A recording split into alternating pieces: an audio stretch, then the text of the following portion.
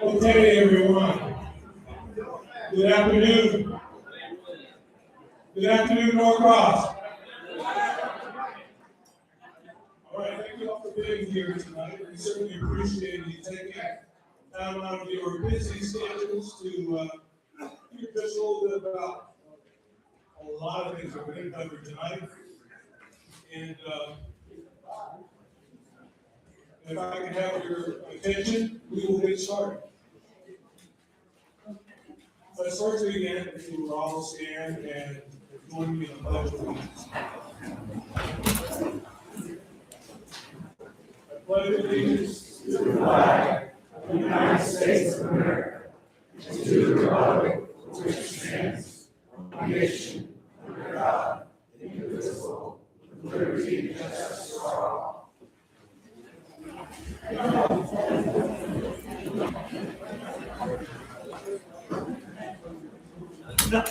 Again, if I can have your attention as I frame this meeting so that there won't be any misconceptions or won't be any misinformation shared, so that everyone knows how this meeting will flow. Again, thank you all for being here. I call this meeting to share information and just as importantly, to hear directly from you about the city's comprehensive plan and the other topics that we will share tonight. Tonight is meant to be an opportunity for conversation and community and input. And no votes will be taken. No official decisions will be made during this evening. The goal of this gathering is to walk through where we are in the planning process and to listen to your ideas and your concerns and priorities as residents of the city of Norcross. I appreciate the council members who are here tonight. Their presence reflects their interest in hearing from the community and better understanding your perspectives as this process moves forward.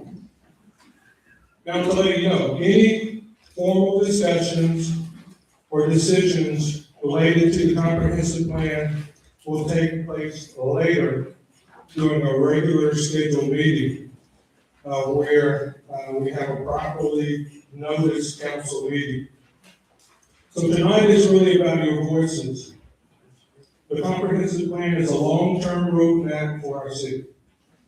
And it is strongest when it reflects the lived experience of the people who call this community home. So we encourage Respectful dialogue, number one. Most of you know how I conduct meetings, and we will have respectful dialogue. Thoughtful comments from our citizens, and a focus on the future for our city. So thank you for taking the time to be part of this conversation. Other legal notes to make, several of you have seen that several of our council members are here. So that you know, this meeting is framed as an informational meeting. This is not a regular scheduled council meeting, and there's a difference. Legally, there's a difference. Council members cannot discuss or deliberate official council business. They can't indicate how they will vote. They cannot represent the council's position. They cannot coordinate with other council members here. That's the way this meeting is structured, and that's the legal structure that we will adhere to as not to violate the Open Meetings, Open Records Act. That can be consolidated. So we're going to begin, if you haven't seen the agenda already, let me just go through that with you. First, we're going to have an update from our Chief of Police, Bill Brogan. Then we'll have an economic update on the economic development with Dave Purcell, Director of Economic Development. And lastly, we'll have a comprehensive plan process and results with Eric Postman of Kimberly Horn. And after the presentations have been made, we will allow our citizens to ask questions. Each citizen here will have a 3-minute opportunity to come to the podium and ask your questions. We have limited to 3 minutes because if we didn't count any of all here, we would be here until 12:30. I know y'all don't want to be here until. So we did have 11 minutes.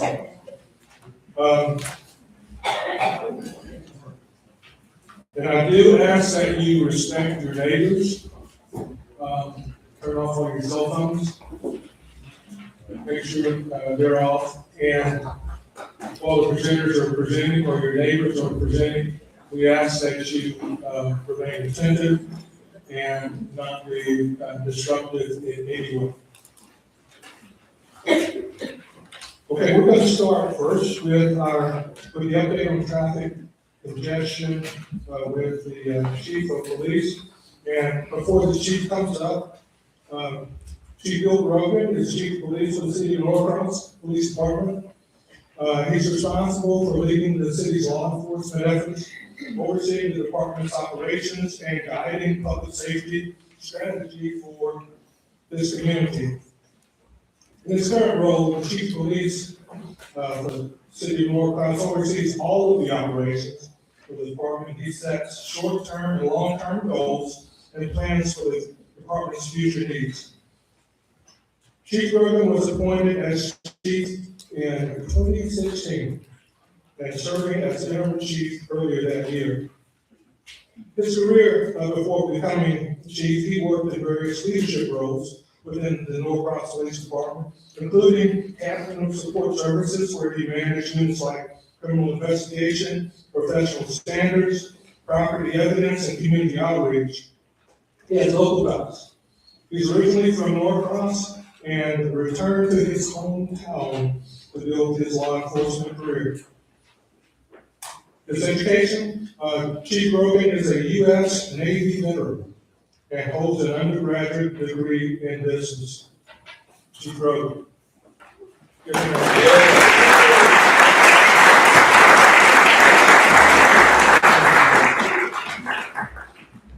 Wow, thank you, Mayor. Appreciate that. A lot of friendly faces, a lot of you I saw this morning. And I'll apologize in advance, so you can look at a lot of this twice. But it's worth hearing, I promise you. It's a strange world that we live in now. You get on your phone, you get all the information in the world, right? And I will tell you this, as I tell my family and my neighbors and friends, you're better off believing only about 1% of it. And I tell people in Norcross, if you're in our 6.2 square miles and you have a question about crime, is it up, is it down, where is it, types of crimes, traffic enforcement, why do we do what we do? You live in a great city because you can just come see me and I'll give you all the answers. So I'm going to be very brief here to talk about traffic congestion, as the mayor mentioned. Also, I want to talk first, before I do that, just about crime in general. And I'll talk kind of holistically real quick about the United States, what I know, and I'll talk and kind of everything on here to work on. So crime generally in the country has been on the decline, which is a positive for many years. I believe technology has a large role in that, right? We have better tools. There's cameras everywhere, and everyone has one in their pocket, or in my case, I have two phones. You have cameras everywhere, and you can kind of see. A brief example is our guys right now are working a theft that we have more video of than we can even use. And so we caught them within 14 hours of them doing it. In the past, you wouldn't have that. So that's kind of one of the reasons why. But that's not everything, right? You have to have people out there that do the work. So in Norcross, what I look at is I look at 15-year averages, 10-year averages, 5-year averages, and then sometimes quarter to quarter, but generally we look at broader time frames. So when you go back in time 15 years, and that's kind of as far as you really want to go, our crime was higher here in Norcross. I remember when I started here now 20 years ago, it was totally different then than it does now. And the concerted effort of both code enforcement, law enforcement, city staff, I believe mayor, council, kind of proactively say, we're going to clean this up and we're going to get it where it's a nice place to live. I can stand here in front of you and tell you that Norcross is a safe city. We are in a very interesting area of southwest Gwinnett County, where we're surrounded by pretty much every other types of cities that you've got. Historic cities like us, you've got Peachtree Corners, which is kind of a newer city, you've got all kinds of different elements of crime, you've got different walks of life, it's just a melting pot. And so criminals don't know boundaries. So what we have to do is we're always trying to fight them off, right? We're always trying to say, hey, if you want to go commit crime, please go to DeKalb County. We just don't want you here. And so it's funny because I tell people, I tell my folks, I tell them that. They say, are you serious? I say, yes, I'm serious. I said, I don't want them here. But our efforts do work. So let me see some numbers real briefly. Last year, 2025 numbers, we had over 25% reduction in major crimes. And really, it's about that scale. Thank you very much. It's really all crimes, but you get really into the weeds and try to look at every single possible thing that could happen. But major crimes are things like assaults and robberies and burglaries, entering on those types of things. So major crimes over 25%. Over that 15-year average, because I can talk about all of the years, but over that trend of that 15-year average, we're down 31%. Last year was 31% over the 15-year average. So for those of you who are mathematicians, I am not. That's a substantial reduction in crime. That doesn't just happen by phones and technology. It really is a huge effort on behalf of my staff to do that. All right. So that's crime. Let's talk about traffic. If you don't notice, there's traffic congestion in Atlanta. And it's not going to get better. I'm not going to stand up here and tell you that we have a solution to it. It is only going to increase as more people move to the Atlanta area. I'm not in the infrastructure business, so I'm not even going to talk about possibilities of why that has happened, but it is here. One of the things that my mayor mentioned is safety and security is that of pedestrians and cyclists, motorists, you who live here, that you drive through here, people who visit us that want to come to our businesses and our restaurants. My responsibility is making the roads safe. Well, just like our crime, our roads are safe. We have last year had the fewest number of vehicle crashes in my entire career. And we've had annexations since I've been here. So we've added on roads voluntarily that cause more accidents for many, many years. There are many reasons for that. One of which is we have a fully staffed traffic unit now that you can't drive through the city and not see us doing something. Fortunately for you, if you're a resident here, it's somewhere less than 7%, I think, of all of our stops involve residents. So it's 92, 3% or so who are those who are visiting or driving through the city, failing to abide by traffic laws. And so they get to meet the judge. That's kind of how I look at that. And so if you don't ever meet the judge, then we're doing what we want you to do. And I'll steal something from my boss who says everyone has an opportunity to not get stopped. So that's kind of the message that we like to give people. We want voluntary compliance, and we're out there enforcing that. It's not an arbitrary thing. So we analyze all of this data, volume of traffic, where accidents occur, what's causing them, which lane it is it somebody not paying attention, is it a signalization problem? We look at all of that stuff. So it doesn't just happen by stopping cars and putting them on the side of the road and writing them tickets. There's a lot of things that go into that. So traffic violations, so traffic in the city, on an average day, so this is every day of the year, we have about 58,000, those of you this morning that were at the PDC urban say this, 58,000 unique vehicles drive through the city on average every day. Well, there's only about 18 to 20,000 people who live here, and a lot of those are kids or people who just don't drive. So you get about 58,000 unique vehicles. That means just counting the vehicle one time. If you were to count on every time, so if you drive to the store, you drive to work, it counts you every time, we're talking somewhere north of 200,000 or so. It's well over 3.5 to 4 million cars through the city every day. So keep that in mind. We only stop 66 cars on average a day. I don't even know what that is by a number, but it's not even a percentage in my mind. So I've heard people say you're stopping everybody. Well, not even close. But it's enough to make an impact. I can tell you that. The impact that we're making with the efforts that we're doing is pretty substantial. If you just take weekdays only, only the high volume days, we have about 80,000 unique vehicles through the city each of those weekdays. So just kind of give you something. So for those who live here and those cars that are going through here, you have 7%, right? Only 7% are residents of the city, 7% of somewhere less than 0.1% chance if you drive through the city of getting stopped. Again, I don't even know that equates to anything. About half of those who stop get a traffic ticket, about the other half get a warning. Again, we're looking for voluntary compliance. But last year we had 931 vehicle crashes in the city that we worked. That, in comparison to all those numbers that I have rattled off, is a very, very small number. So one of the things, going back real quick to crime, and then I'll be done. I'm happy to answer questions at the end. I hear from time to time that you say crime is low, but where does it happen? So I'm here to tell you where it is. Generally speaking, because just everybody knows that we have hotels in the city, we have 14 of them. And there are a handful or less, somewhere between 3 and 5, who, although we want that voluntary compliance, right, we want people to drive correctly, we have 3 to 5 that oftentimes get off the chain a little bit and don't want to voluntarily comply. And we have a crime suppression team. It's fully staffed, and they spend a lot of their time in those specific hotels. We don't, it's not any guesswork. We know where it is, and so we spend a lot of time there.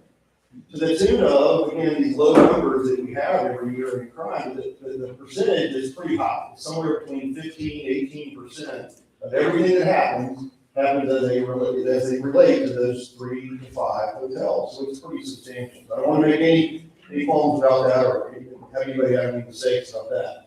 The tune of it is, so for every 100 units or so, right? So I want to have an even playing field with these hotels. For every 100 units that there are, it's anywhere from 30 to 40 incidents per 100 that we deal with. Now, oftentimes that's not 30 or 40 unique ones. That's going to be the same repeat offenders. It could be the hotel itself, right? They're not complying with our lighting requirements or registration requirements and so forth. But it still takes, serviceable action by the police department to do it. So in comparison, let's just take Some of our older traditional style apartment complexes, the ones where you've got separate buildings, it's more dispersed. So I said 40 or so, right? Our worst hotel last year was about 40 per 100 units. So really, if you think about it from a service delivery standpoint, it takes about 40 times for us to do something per 100 units at that worst hotel in the city. Let's just take our largest apartment complex here in the city. It has 395 independent units.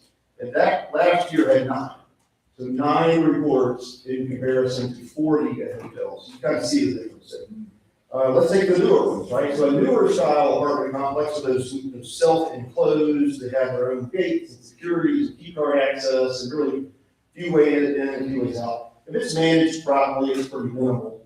So we have, let's see, the largest one we have in the city is 290 units of that style. We had 4. So we had 4 per 100 there. The second largest, 193 units, it had 6 per 100.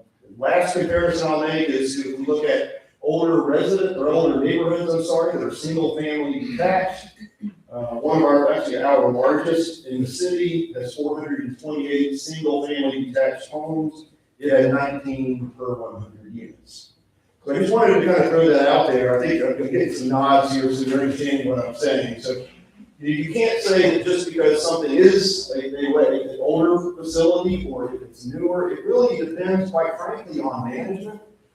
If we have a good relationship with them, are they going to abide by our laws? Are they going to comply with what we want them to do? Or is it going to take a little bit more of an effort on our hand to do it?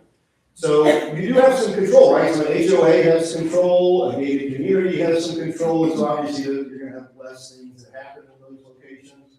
That's why we're big fans of again, I'm the police, so I'm only talking from a crime standpoint. We do like the enclosed, these newer style apartment building types of things. They are no demand whatsoever from a service standpoint. So I just want to point that out. I'm not in it for the rest of what this meeting is about. But lastly, I think I misspoke. So the 2 hotels I was mentioning earlier, one of them is 45 per 100 and the other is 40 per 100 last year.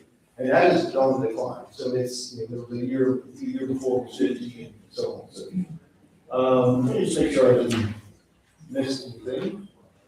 Mayor, was there something you wanted me to touch on? No, I think you did. Okay. Thank you so much. That's all I have. Appreciate your time.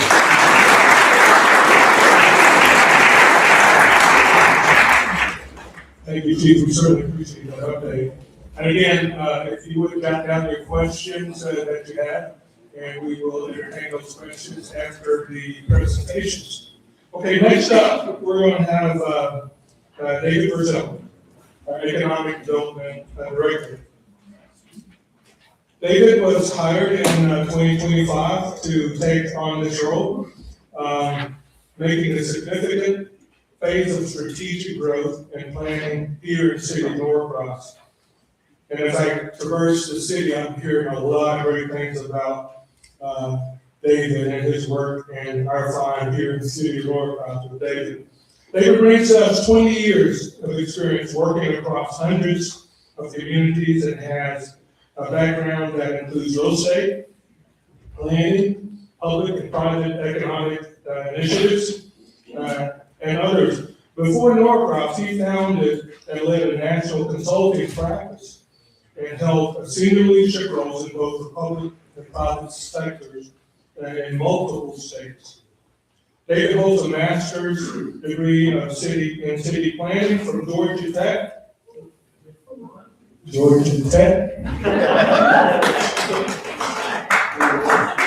Yes, and a BA in architecture from Washington University in St. Louis. He lives in Atlanta, in this Atlanta area with his family, and is involved in community activities like youth sports coaching. In his current role, he guides the Norcross Economic Development Strategy to strengthen the local business environment, to attract new enterprises, and support sustainable development here in the city of Norcross. Let's give David a hand.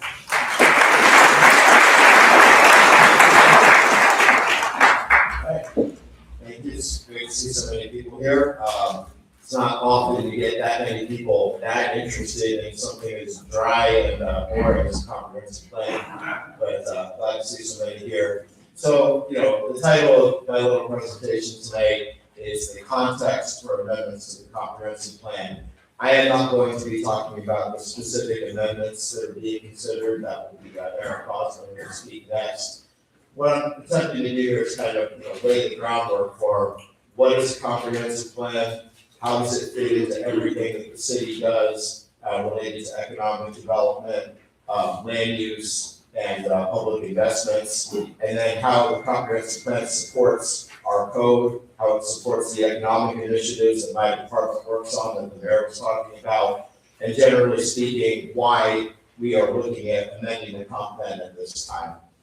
So I'll start with the really boring part about what the state statute says on this, the Georgia Planning Act. I won't read all of this. I highlighted the important part at the bottom, is that the key pieces of a comprehensive plan is that it's long range in scope, it looks 20 years ahead into the future, and it provides overall guiding principles for the growth and development of the community. So it is not the law of the city, that's the code. And in the case of our land use codes, it's the UDO, the Unified Development Ordinance, which I'll talk about in a minute. But really, the comp plan is kind of a framework, a roadmap, whatever the cliche is, that sets long-range policy for the growth and development of the city. What's in a comprehensive plan? Well, the Georgia Planning Act again specifies there are certain things that have to appear in the plan. I stole this little graphic at the right from local government in Massachusetts, because I think it really effectively shows how the comp plan is at the center of all of these different things.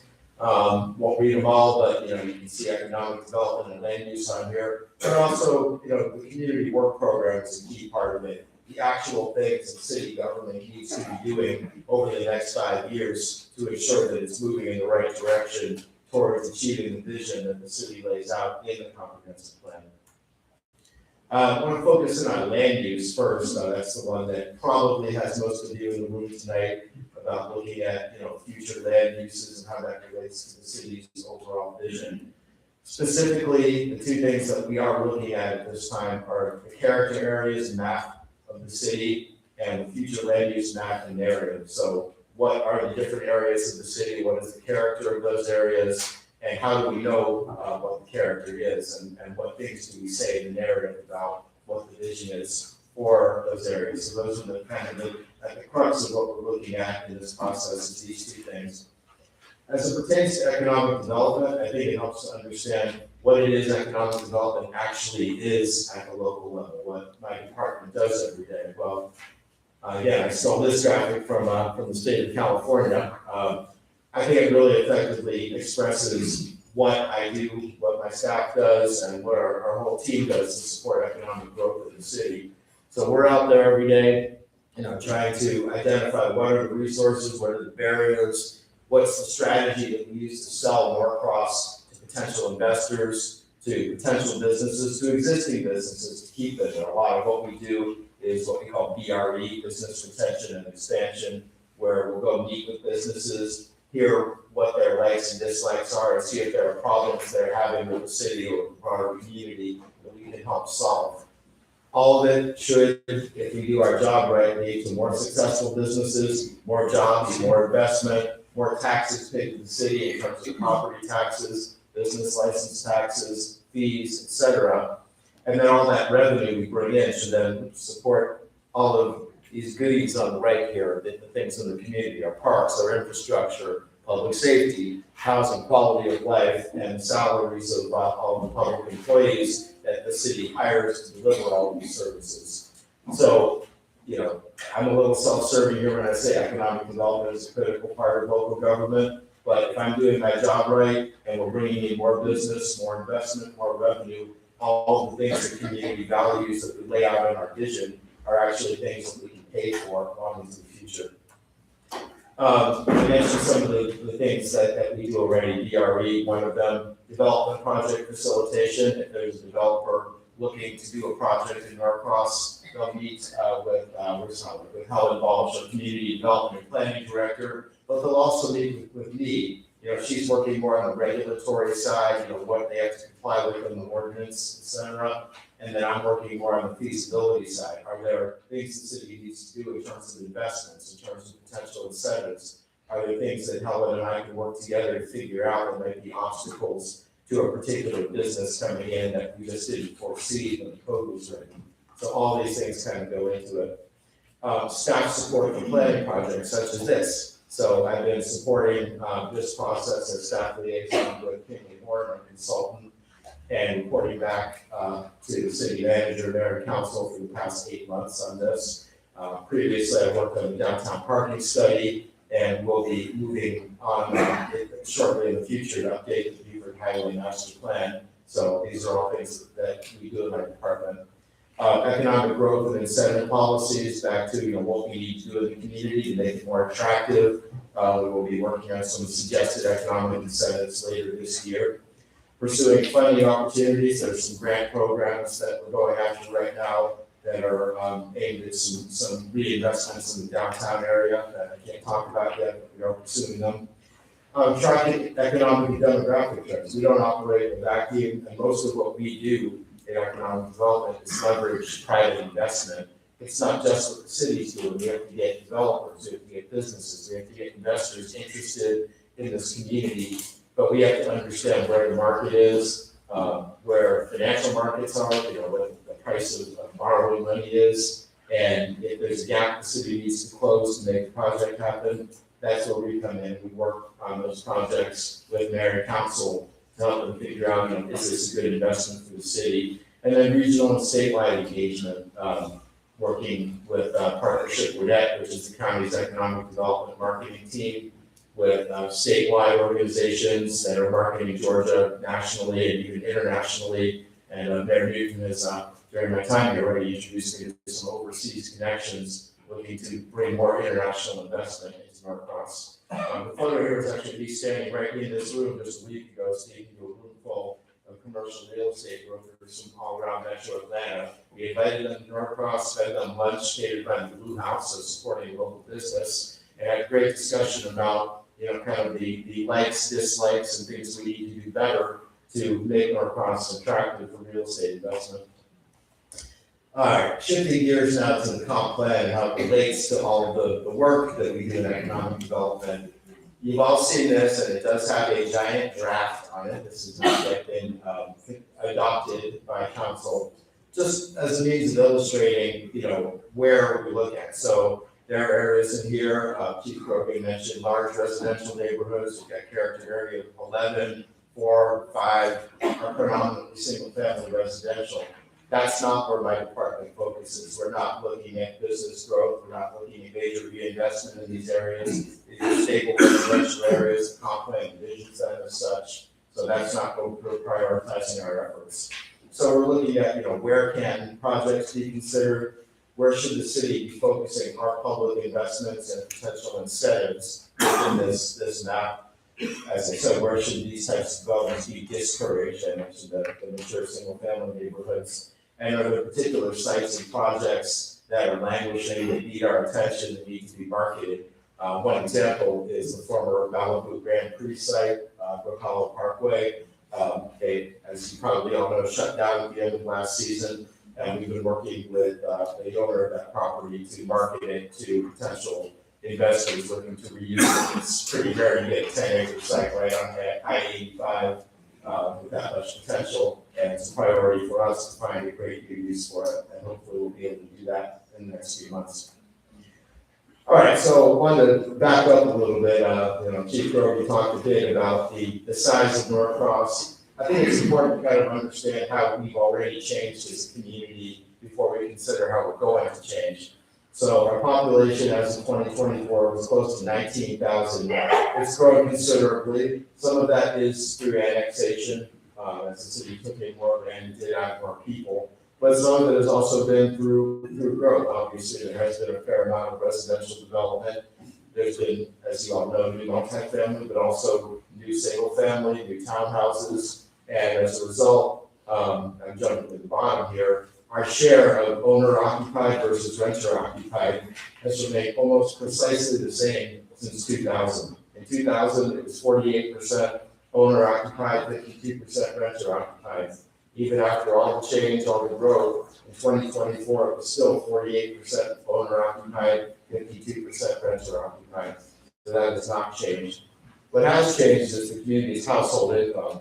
So Norcross, our median household income was long way below the median for Gwinnett County, and certainly way below some of our neighbors. I don't want to say our name of our neighbors unless someone said them already, but that gap is closed considerably.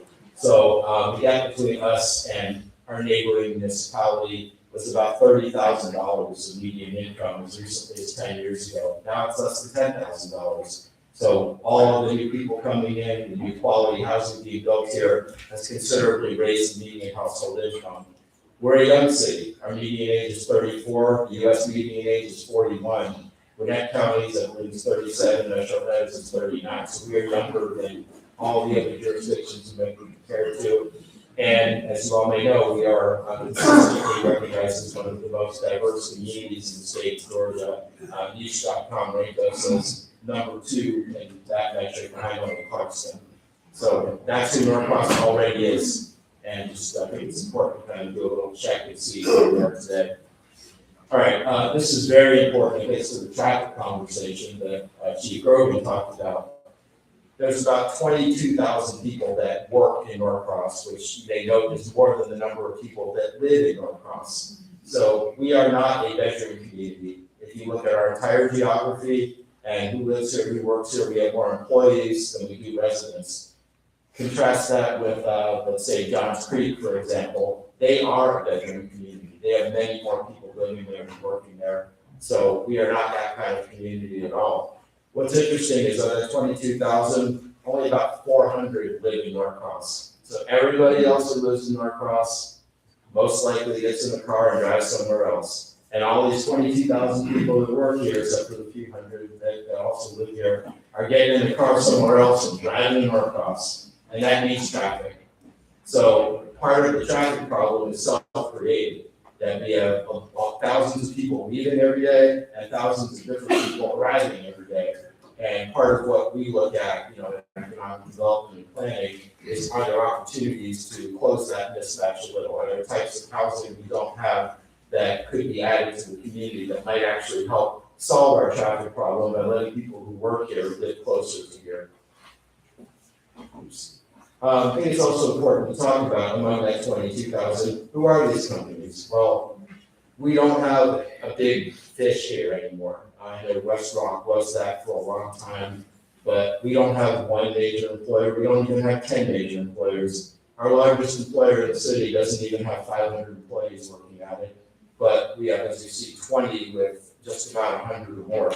So a lot of mid-sized businesses, a lot of small businesses, almost 1,300 licensed businesses in the city, and only 19 of them have more than 100 employees. So we're a community of small businesses, mid-sized businesses, mostly locally, privately owned businesses, covering a diverse range of industries. So professional and business services is our largest industry, but it's by no means dominant. And within that, you see a bunch of those largest employers. So it's a lot of engineering firms, tech firms, IT firms, et cetera. We have some large manufacturers and logistics firms kind of all over the place. And of course, we are the home of the corporate headquarters of Waffle House, which is a great point of pride for the city and puts us on the map nationally. All right, so wrapping this all up and transitioning to Kimberly Horn's presentation on the plan itself. There was a comment made at a recent public comment at a council meeting about why are we updating a 20-year plan 2 years after we just updated it? Well, I think it gets back to what a comp plan is. So it is a 20-year vision, but by law, it has to be updated every 5 years anyway. So that is in the Georgia Planning Act. That has been our practice here in Norcross for many, many years. And 2024 update was a regular 5-year update. If you look a little further, there's a quote right here out of the Georgia Department of Community Affairs document that lays out standards for planning. It says at any time, the local governing body may determine that there are things in the plan that need to be amended, and they're free to amend it. So in taking a look at how the plan was and wasn't working a year or so into its operation, Mayor and Council decided last May to vote to take another look at some elements of the plan, specifically boundaries, character areas, and the narrative for those character areas. And so that vote was taken. Kimberly Horn was engaged at that time, and they've been working out for the past 8+ months on some of these amendments to the comprehensive plan. So that's where we are now. I know I'm not taking questions now. I hope you've all taken some notes, and so we can address those later. But at this point, I will wrap up and hand the baton off to Eric Bosman and Kimberly Horn to talk about the plan itself and what's going to be proposed in the amendment. Thank you.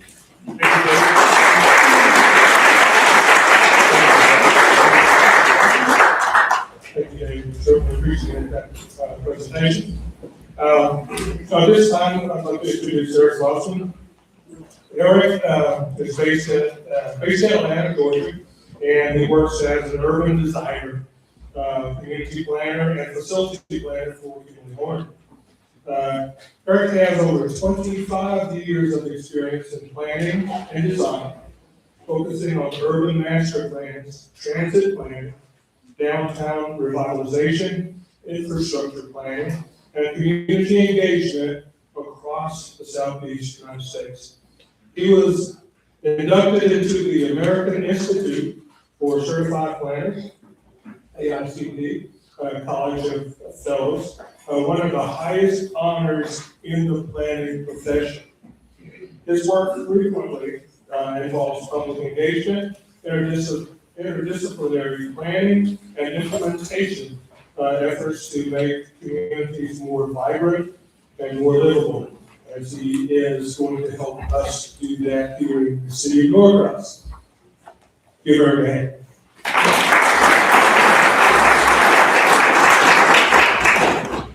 Thank you so much, Mayor. Good to see everyone again this evening. As David mentioned, what I want to do is talk a little bit, picking up where David left off on the why of amending the plan, a little bit about the process that we went through, what we heard from the community, and how that informed the proposed amendments that are in the plan. As David mentioned, the Georgia Planning Statute mandates that every city and county update their comprehensive plan every 5 years. As he also mentioned, it is not unique that cities or counties would take an interim look at their plan. In fact, many of the cities and counties that we work in have an annual process to do annual amendments to their plan to make sure that their ongoing vision, the market pressures that they're experiencing, what they're experiencing through their zoning process, and their comp plan have a semblance of alignment. Because where cities get off track oftentimes in the planning and development process is when your comp plan says one thing and your zoning code says something very, very different.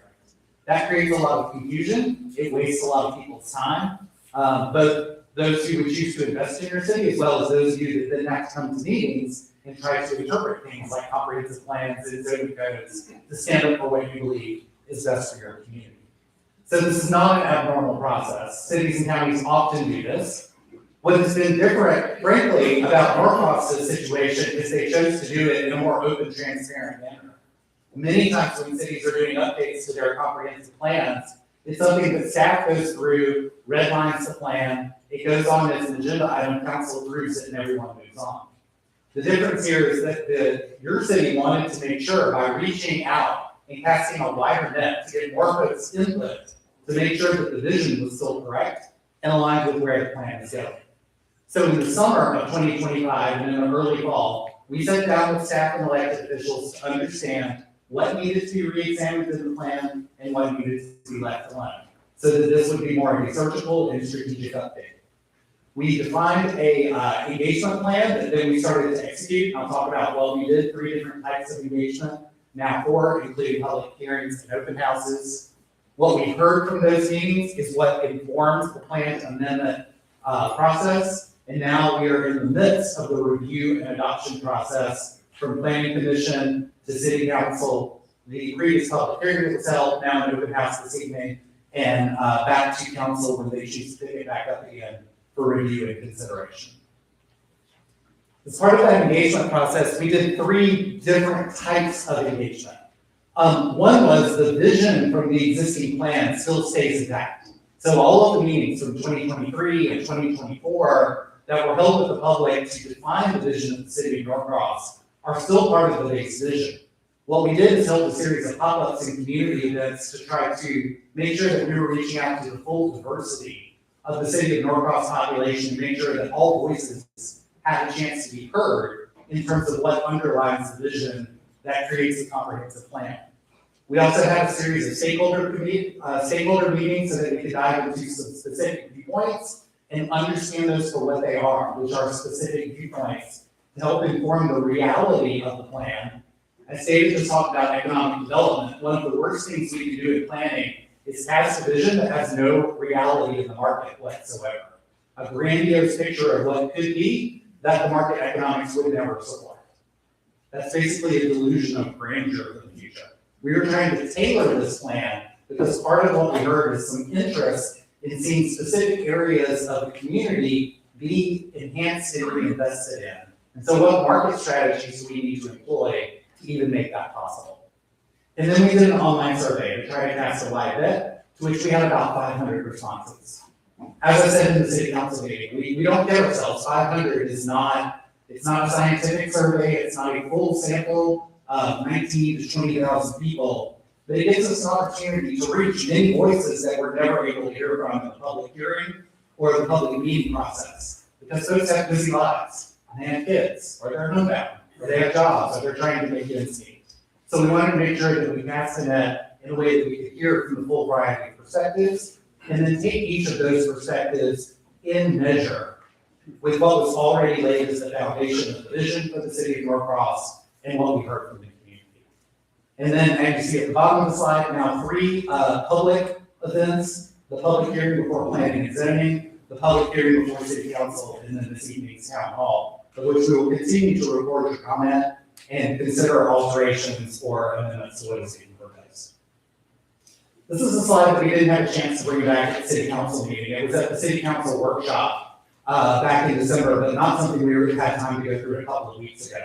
But I think it's foundational because these comments that we heard through the different types of outreach that we did last fall are absolutely consistent with what was in the comprehensive plan from 2024. It reinforced that there is a collective vision for what needs to happen within the city of Norcross. That there's a desire for more retail, entertainment, amenities, and green space, particularly focused in our historic downtown core. That there is a very strong desire to protect historic downtown and comprise single-family neighborhoods. And then a number of items and ideas about what could be the future of the Buford Highway corridor. And what we heard from the community is that there is interest in seeing some redevelopment, some enhancement of the Buford Highway corridor specifically. But in doing so, there are concerns about what that could mean.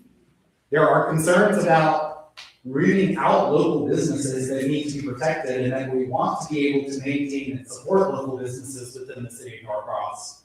And the desire to make sure that we enhance the pedestrian and bicycle environment and make it safe for folks not only to walk along Buford Highway, but across Buford Highway, so that we don't have an east-west divide within the midst of our city.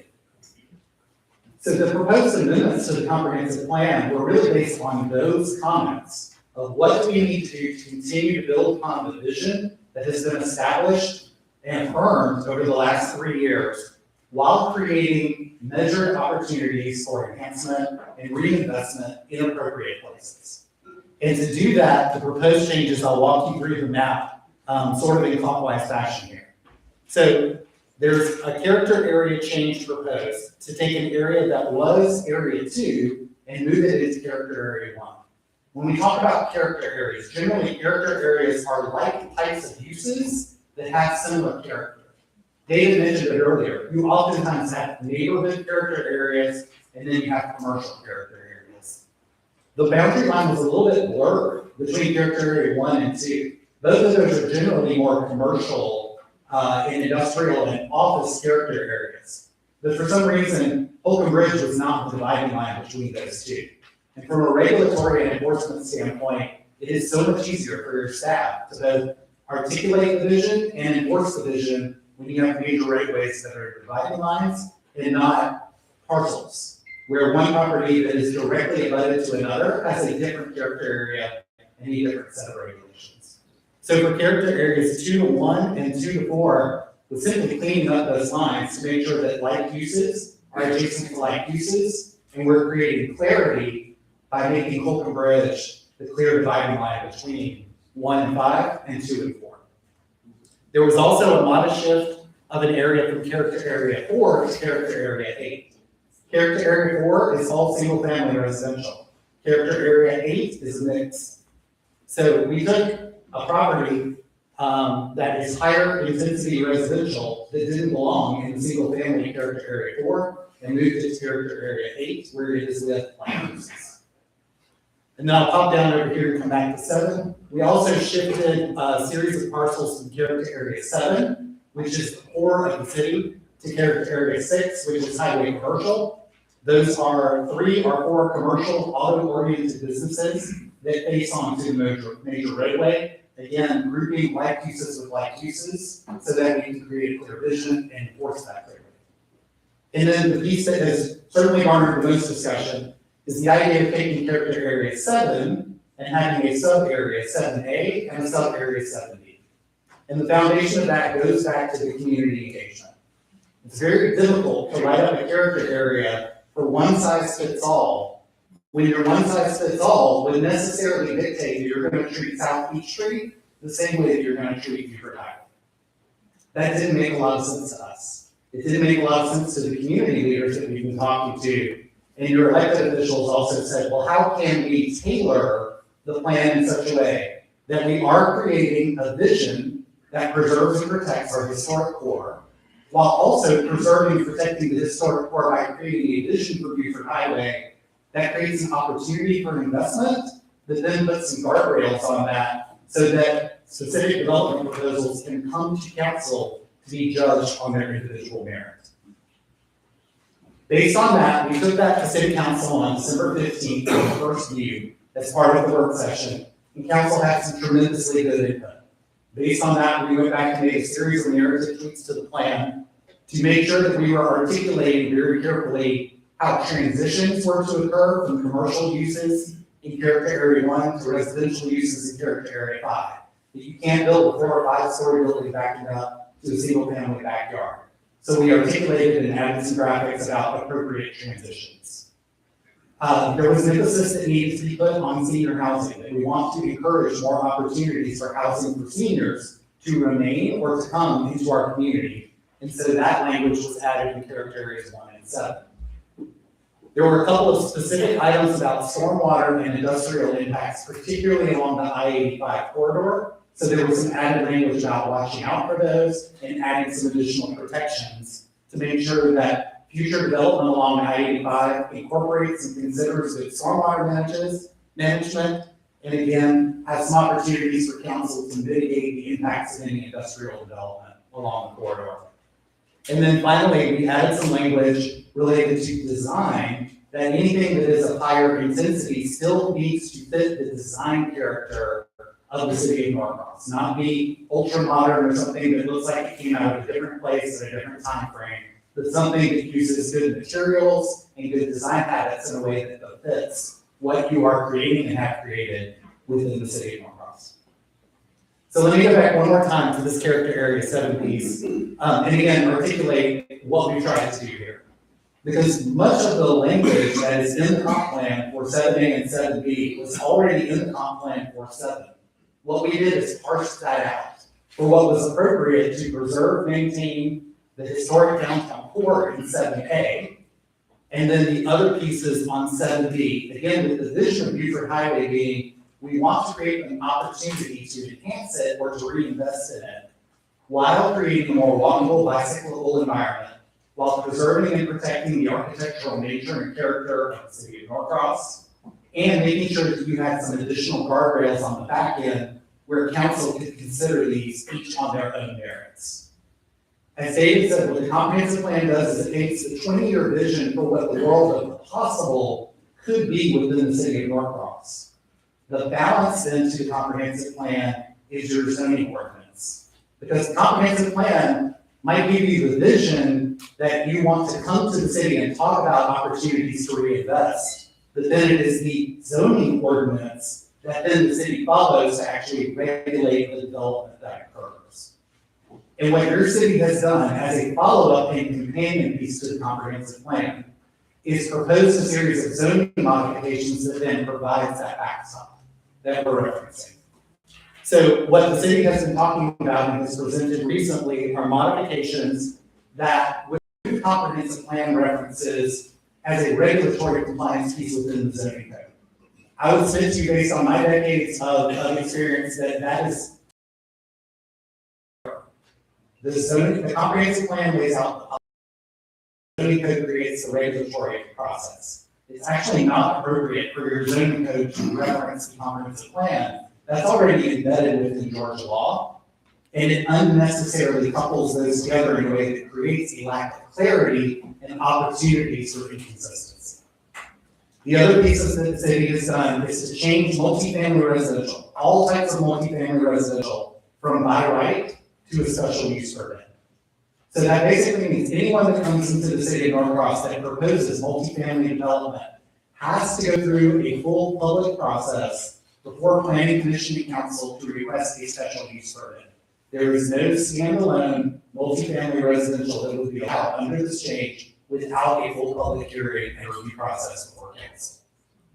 The proposed changes to the UDO also add development standards that reinforce and require the transitions that we already spoke to from a policy perspective in the comp plan, and also seek to clarify and refine the density bonus incentives to make sure that, again, those are not giveaways, but the community is getting a community benefit for any of those bonuses, and that those bonuses then are also capped. So oftentimes when people think about these comprehensive plan amendments, and some things that we heard is the comprehensive plan does this or does that. The comprehensive plan paints the policy vision for the city that then folks come through and go through the official development process whereby the zoning code is the mechanism by which development is regulated.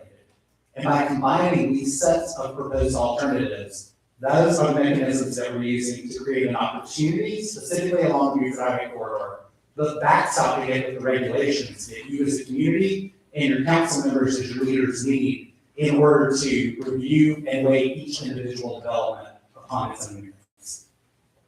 Mr. Mayor, I'm going to thank you.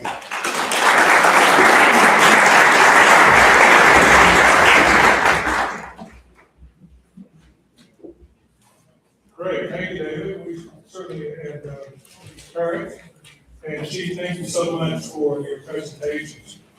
So we saved the best for last, and we're going to allow you and citizens of Norcross to ask questions of our panel today. I'm sure you kept copious notes, and we're going to, at this time, we're going to ask you to, if you have a question, raise your hand, and we'll bring the microphone.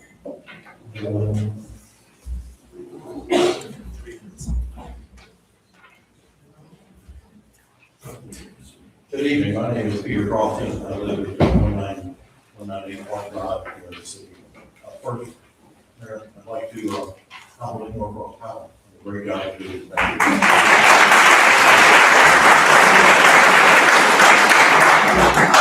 Secondly, I'd like to point out a logical inconsistency in the presentation you just got.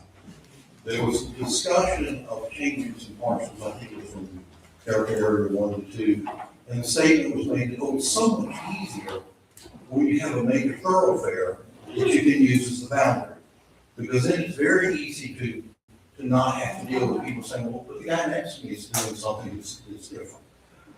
Yet with Buford Highway, which is a major thoroughfare, the idea is to split 7 into an A and a B and have this area where they're going to cross Buford Highway, encroaching on the historic area of the city, and allow uses that are very different from what they're doing across minor thoroughfares, i.e.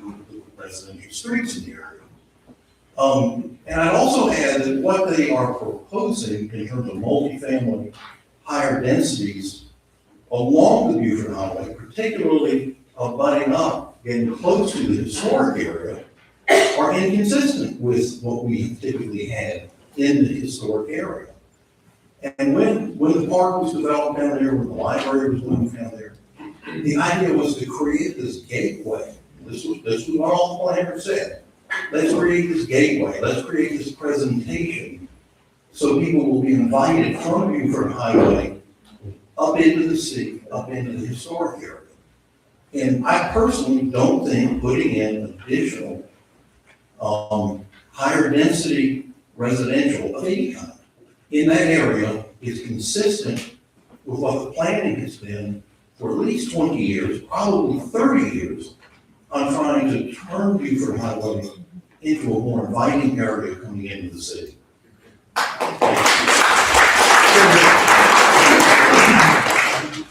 So, my name is Carrie Colbert, and I got 3 minutes. So real quick, let me tell you, he gave out everybody's resumes, I'm gonna give you mine. I've been in real estate law for 30 years. I do development, I worked with Kimberly Bourne, I have done commercial and residential, and I know all about land use planning. What I noticed, and what you noticed, you should take a picture of. So, your comprehensive plan gives you protection. The zoning law says what they can do. Then the comprehensive plan comes back and gives other protections that protects you from high density things. It protects you from you being surrounded by a 10-floor, building or condominium. What you'll notice in his first bullet point was he said, we're gonna remove the comprehensive plan. So he's removing your protection when he does that. When they do that, they're removing your protection because they cannot do what they want to do unless they get rid of the comprehensive plan. So when they get rid of the comprehensive plan, the people that we elected to protect the integrity of our community, they are doing us a disservice and they are breaching their fiduciary responsibility. So they can talk about safety and they can talk about congestion and all that, but we already got problems with congestion. And let me tell you this, when they dump all these people in all these apartments, guess what's gonna happen? Y'all gonna get rezoned.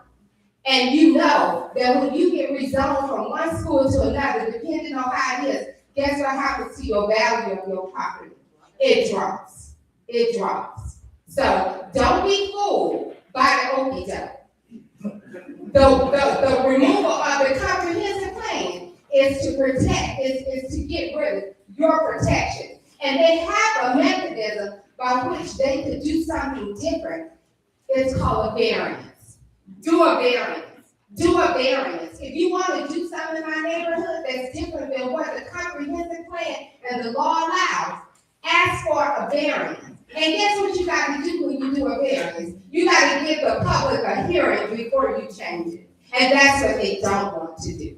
They don't want to have a hearing. They want to be able to do exactly what they want to do when they want to do it. And then the question is, what happened to the survey and the fact that the people said, we don't want more high-density properties. We don't want more apartments. It sounds to me like they care more about businesses and economic than they care about their residents and the property values that we work so hard for.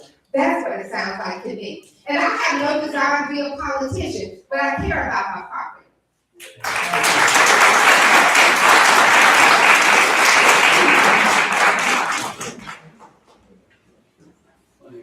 My name is Mike Walsh. I live at 101 Dock Street Court. For the chief of police, if I could, can you tell us a little bit about the building that's being built for the police department on Buford Highway? Give us some idea of when they're going to move in, what's going to happen to the space by City Hall once you move out, what they're going to do with it. Can you give us a little more elaborate on that? I would be happy to do that. Extremely excited about the public safety building. Just for clarity, it is a combined police and municipal court building, just north of 40,000 gross square feet. If you don't know where it is, it sits at the corner of Buford Highway and Stevens Road, where the previous Norcross Library was.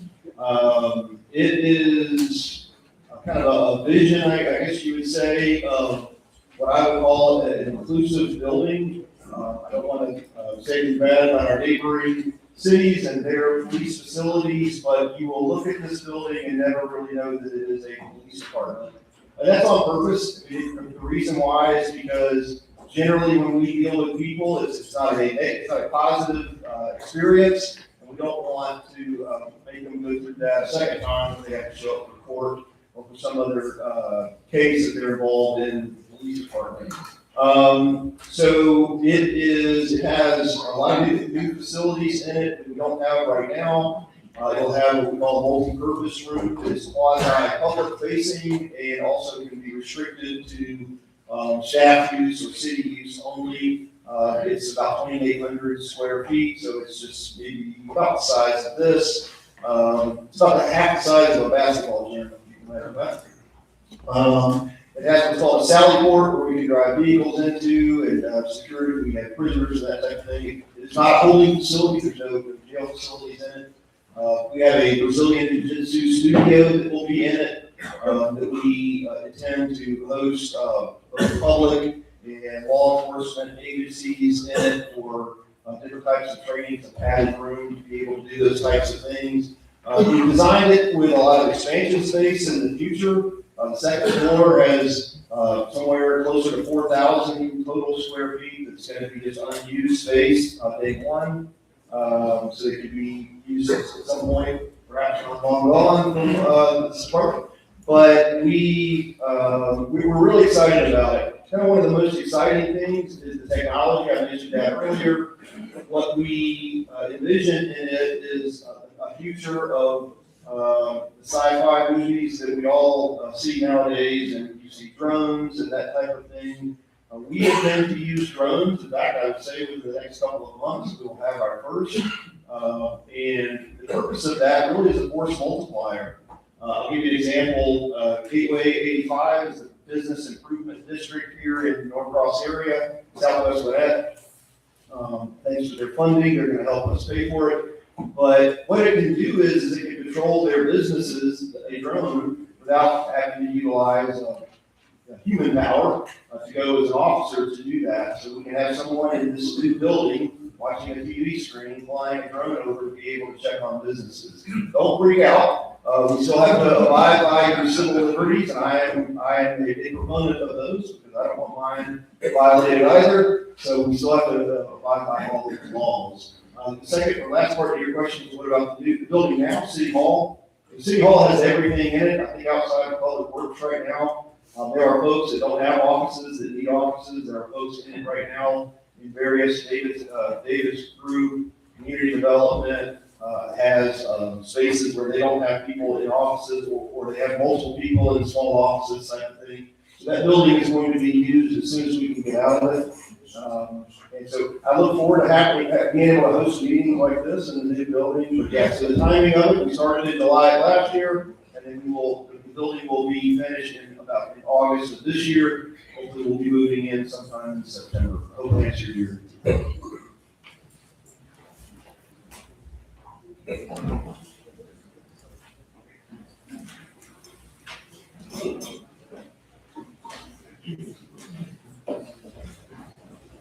Jeff Allen, live at 196 Oak Ridge Road.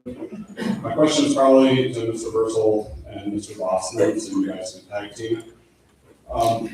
You mentioned the public outreach programs, and through that you surveyed 508 people for the purpose of drafting the change operating plan.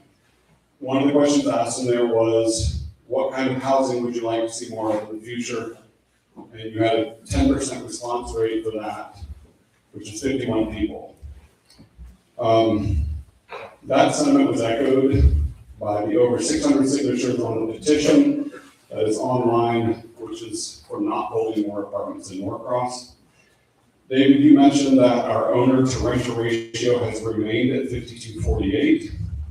That's great, but it hasn't improved over the last 4 years. And it's far below the national and state average of 65:35.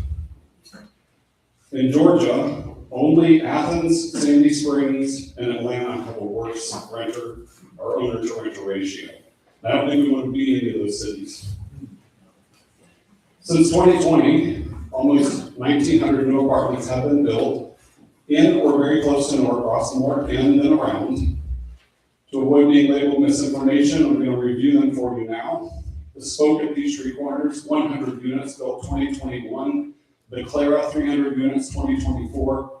The Broadstone Junction, 350 units, 2021. Broadstone Peachtree Corners, 300 units, 2023. The Perry Residence, 160 units, 2023. Sage Communities, 70 units, 2025. Walton Crossing Community, 90 units, 2025. Cortland, 300 units, 2019. The Brunswick, 195 units built in 2020.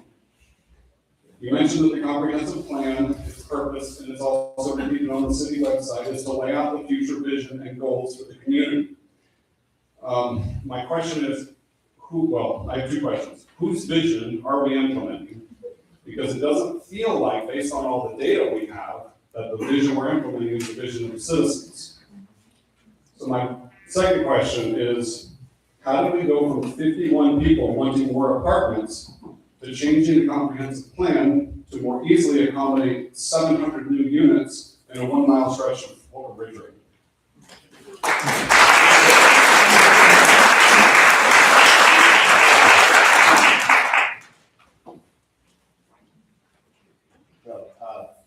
First thing I'll say is remind everybody that this is a vision document and that we have not touched at all the vision that was adopted by City Council back in 2024.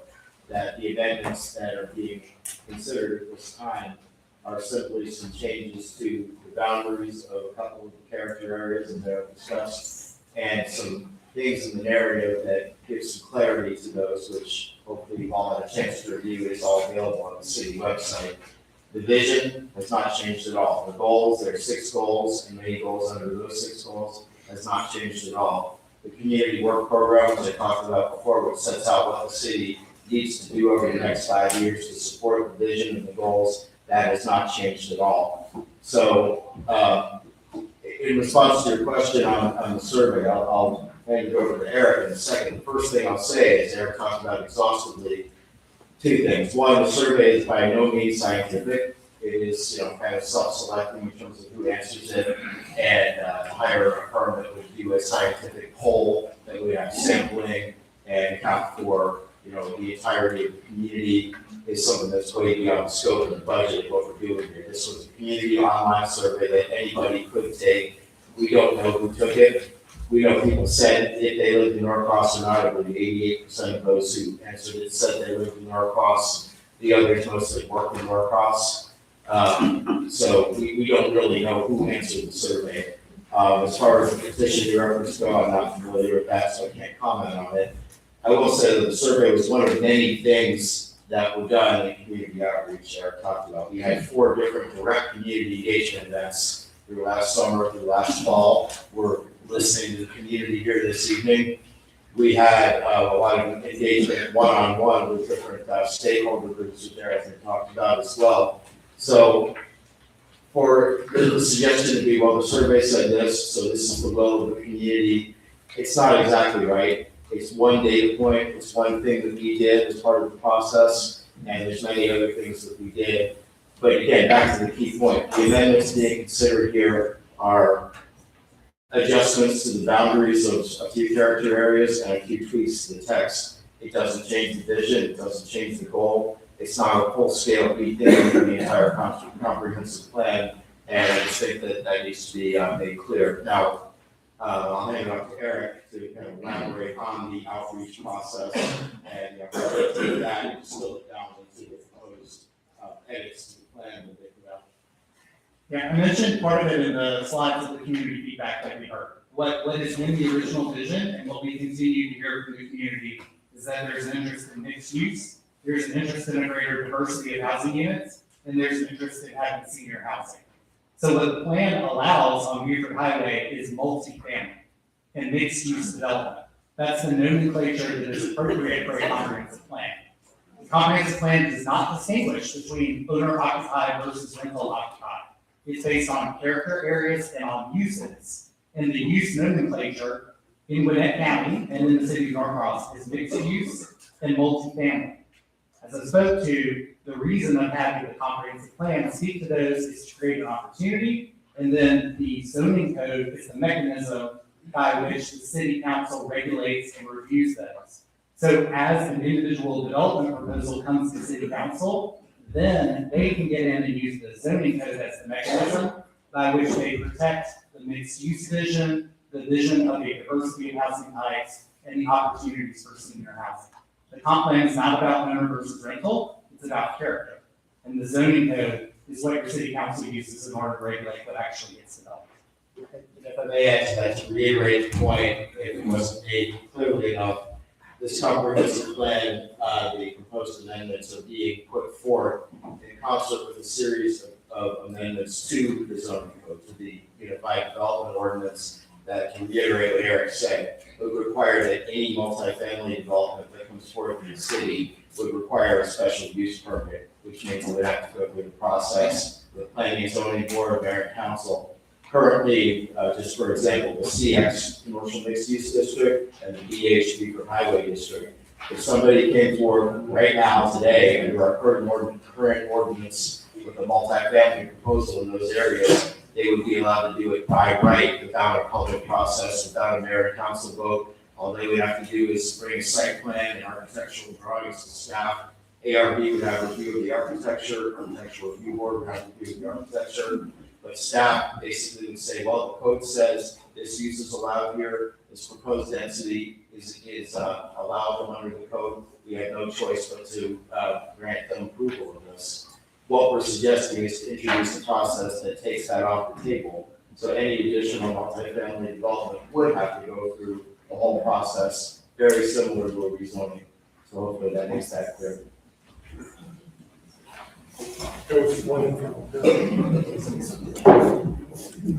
I am Charlie Reed, former councilman, the resident of 174 Park Drive.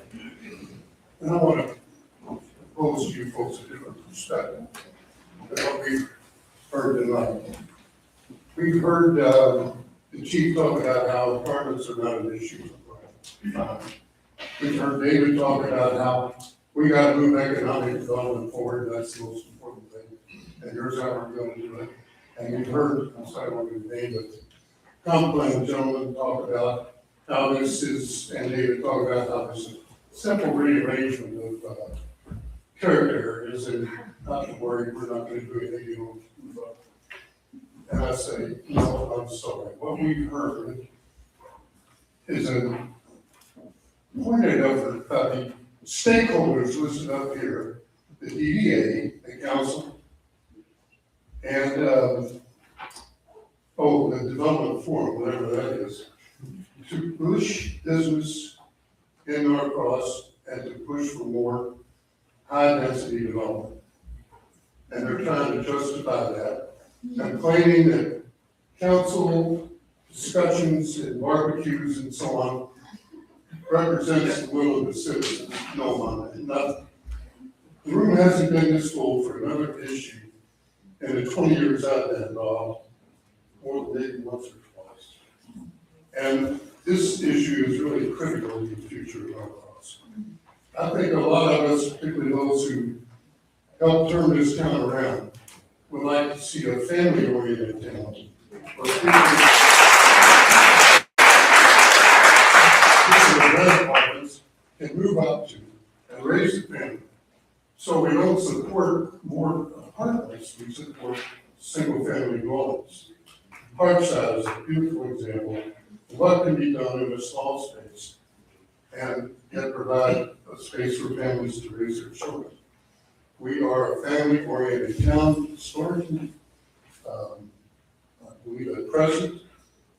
And I think, given that what I understand the residents are concerned about, which is having a voice in our future, for heaven's sake, that the only thing that makes sense to me is for council to turn this down at Monday's meeting and convene a look at the comp plan involving the citizens, the process we all went through over 5 years prior to this, and develop a comp plan that meets the needs of the majority of the citizens and not the developers.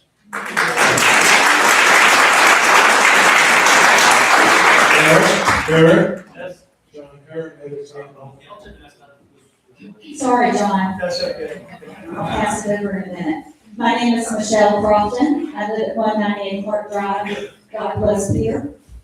How many in this room are college educated? Raise your We hand. can't take a poll. All right, gathering information. How many in this room are homeowners? Raise your hand for me only. Thank you. We are two homeowners. We do have a renter in one of our homes. They are a young family, two small, beautiful girls, and that house is happy to have them. We lived in this town, October will be 30 years. We appreciate mayor and council for what they do. However, I want to remind you that you are elected. Are there other city council members in the room? Thank you, Matt. Okay. What I want to say is that we pay taxes. We support those who listen to us. This is 2 meetings where we've been filled to capacity over this issue. We spend money on consultants, no offense, gentlemen. We spend lots of money on consultants. Why can't we afford to have the surveys mailed to us, emailed to us, communicated to us that it's available, so that those of us, maybe through our monthly newsletter, would know that it's there? Why can't we spend consulting money on the life cycle of apartments, when any of us who drive down Buford Highway near Lennox Road would get a good vision of the life cycle of an apartment complex? The owner developers come in, they do their business, they sell that business, and then guess what? Rent goes down. It's not pretty. I would love to see more senior living communities because I'm taking care of a senior. But there are other reasons for having it. But I am with Charlie and most of the homeowners in this community when we say we want more homeowners because we pay the bills. We have to support these thousands of people coming in. I want to see more families.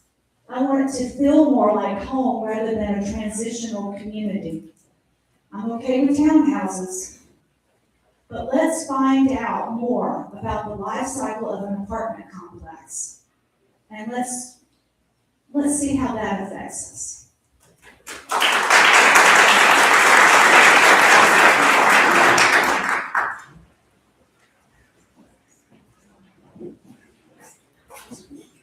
John Harry, Kid, 6008 Kid Way.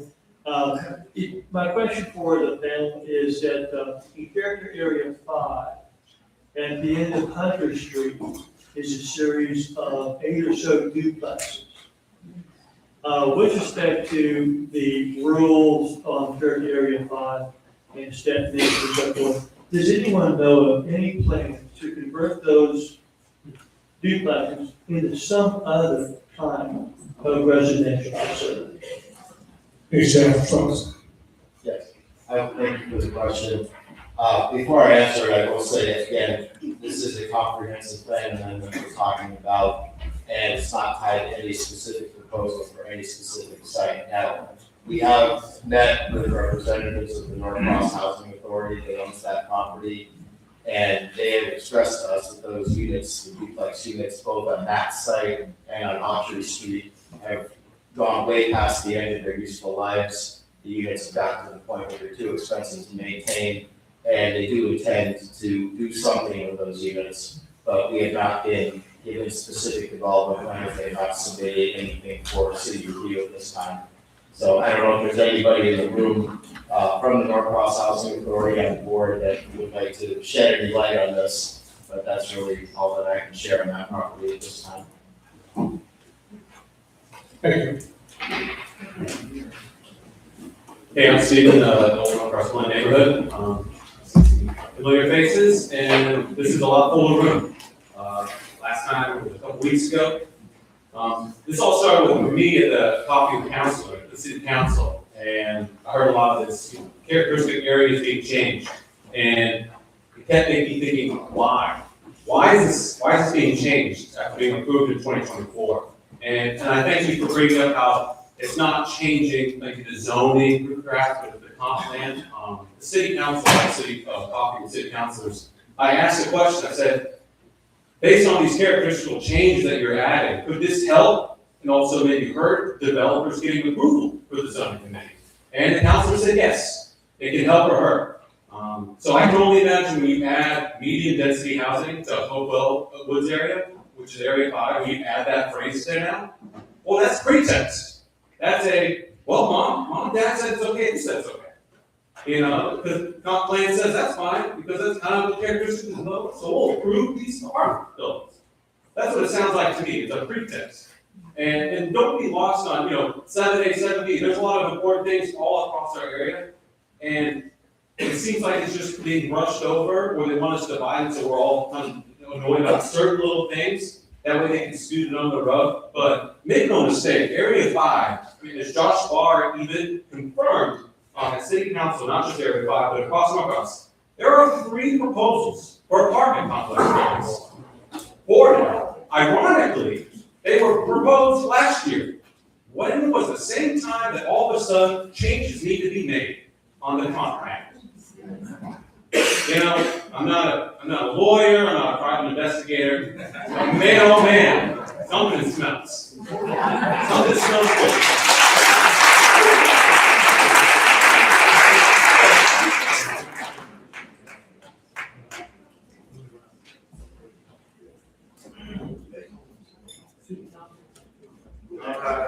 Chuck Hayes, 370 Gratiot Street. One thing that I'm happy about tonight is, for the love of God, we've gotten past parking on this conversation. But in my opinion, our residential rate, correct me if I'm wrong at any point, is 35% business, 65% residential. Our taxes are high at this point. We're over here, we talk about diversity, this is 95% historic Norcross right here. We don't even have representation from across the Beaver. So in my opinion right now, what we're talking about is apartments and parking and all this other stuff. I'm on the Historic Preservation Council. You have the right to extend the Historic Preservation District if you want to. We have council board openings that no one has filled. So to me, I hear a lot of people saying, what are we gonna do? How are we gonna do? You gotta fix this, council. You can get on board, you can do your own things to try to help this process. Number 2, we gotta help our businesses. Historic Norcross's businesses need our help, and we have not reached out to them, in my opinion, honestly. And we have the opportunity along Beaver Highway to create a special environment. Everybody says we want to be Duluth and all those other things. I don't want to be Duluth. We've got a historic district, which I love. But guess what? Have you been along their Beaver Highway project? So maybe we should need to take a little bit further advance and look out from just beside historic Norcross and reach out and create other areas of opportunity, grow our business infrastructure, lower our taxes, do all those things to try to help. And finally, maybe we can get past the issues of parking in apartments, which always seems to come up. I know that's very important. I don't need to minimize it. But at the same time, you got to realize historic Norcross is a portion of a large, diverse community, and there's other growth opportunities other than what we have.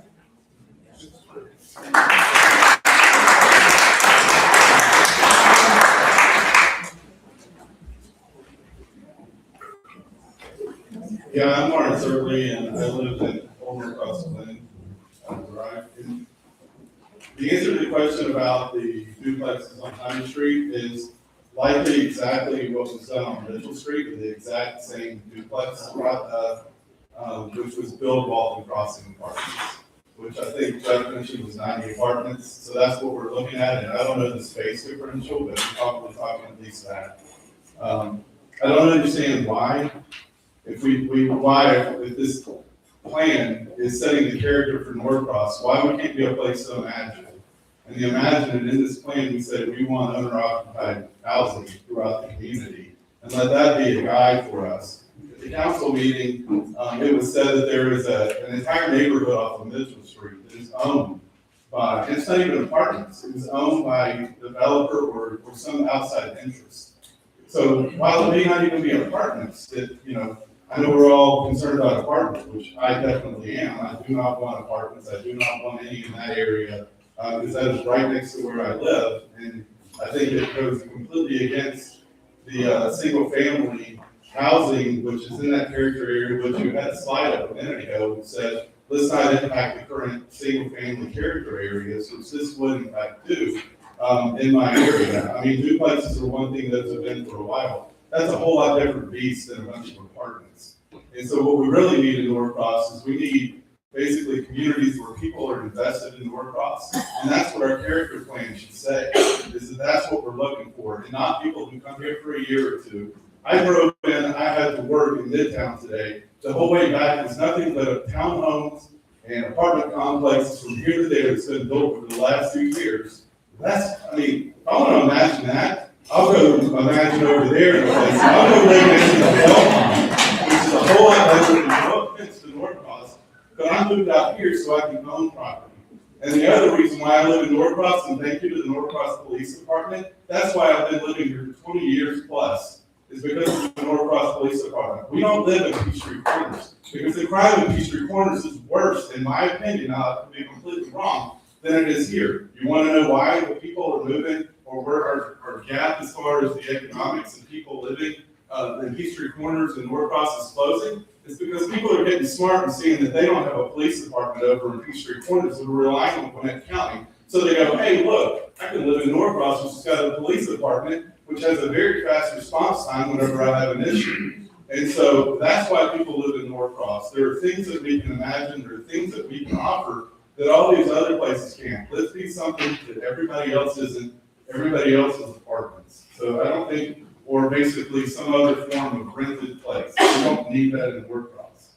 The other last thing is, please let's have more public notice. I mean, I really appreciate you guys having this meeting, but a little bit before, I think first I found out about it was 6 days ago, which was right before a storm that everybody was preparing for. And so it was very hard. I would imagine we might have even more people here had we had a little bit more advance notice. Thank you.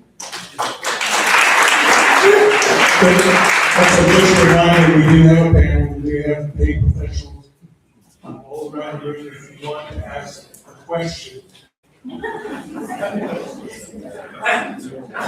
Mary Downey, 69 College Street. And I listened tonight about how the comp plan is just making a few changes, that it's not tied to any specific development. I've heard this young man bring up the timing of it. And I've been at every single policy meeting and city council meeting and DDA meeting for the past 2 years. And I was looking back through my notes, and I found several instances where it was stated, the developers, this is about Magnolia Grove. The developers remain engaged with the city, but will not be able to proceed until the comp plan update has been completed. So I'm just wondering, this was mentioned many, many times. So how does that tie in with what we're hearing tonight? About comp plan has nothing to do with specific developments. It goes back to planning and zoning. Anyone would like to respond?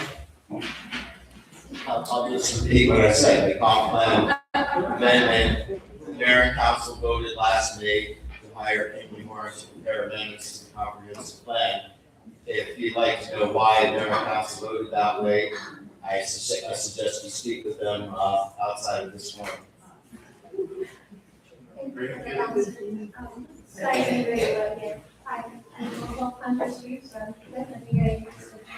Please hold the line. Very interested in this meeting. So I just want to read something which is part of our city's website. The city of Norcross, Georgia envisions a sustainable, vibrant, and smart community, famously dubbed a place to imagine. Key goals focus on balancing historic charm, modern growth, fostering economic development, improving pedestrian connectivity, preserving green spaces, and enhancing quality of life through inclusion, safe, and diverse neighborhoods. Thank you for keeping us safe. Really appreciate that. Core components of the vision for Norcross: sustainability and green initiatives, economic development and growth, community and livability, infrastructure and connectivity, housing diversity. This is most important. So Mayor, you may pay attention to this. The long-term vision is periodically updated through comprehensive plans that incorporate resident feedback to guide development over the next 20+ years. I heard you say that the comprehensive plan is, we are following the long-term vision. What it says on the website also says, the long-term vision is periodically updated through comprehensive plans that incorporate resident feedback to guide the development. This room here is your feedback. Why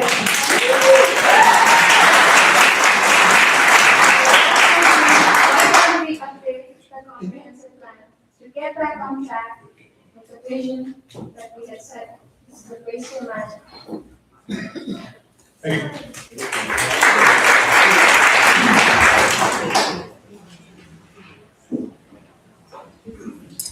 name is Gerald McPhail, 180 Chastain Drive. I've been here this year for 32 years.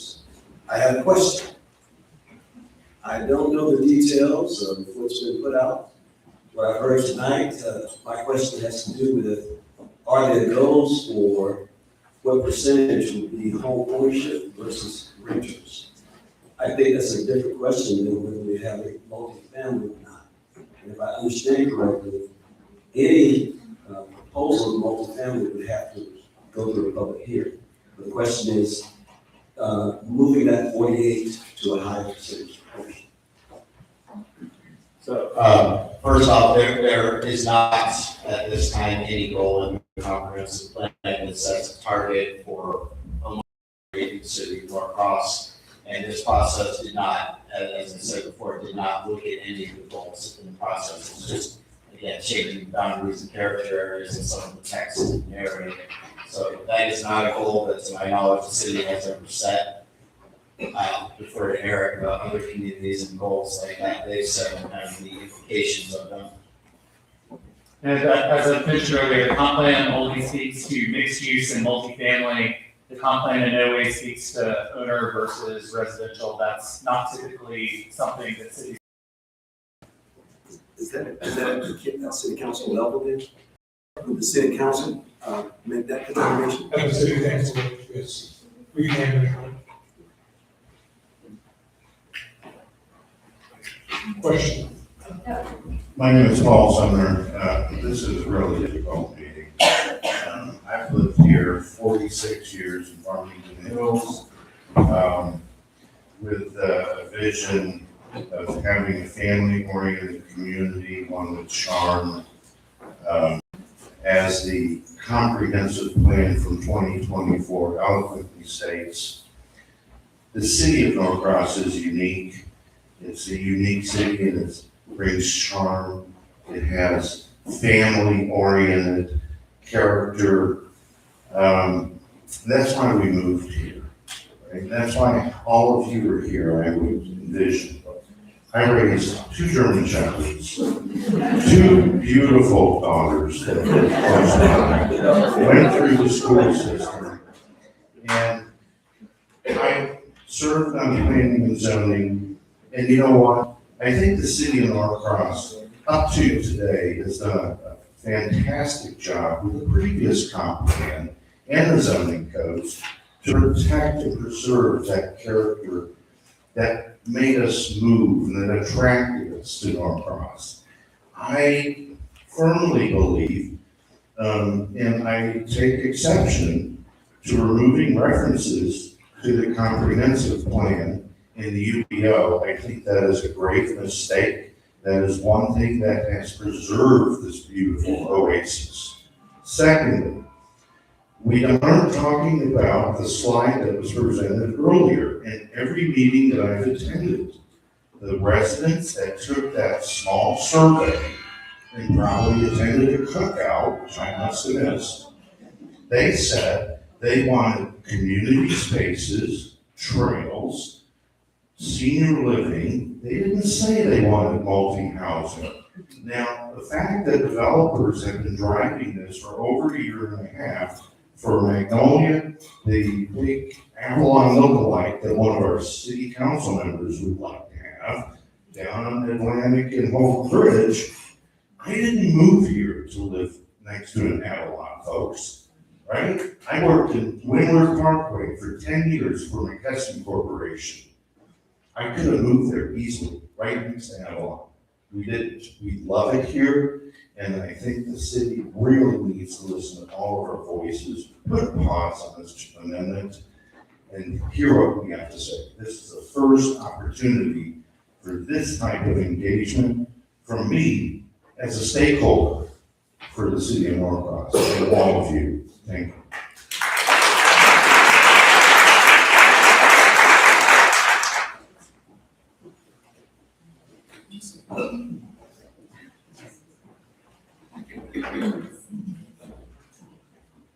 I'm Barbie Grayson. I live at 273 North Peachtree Street.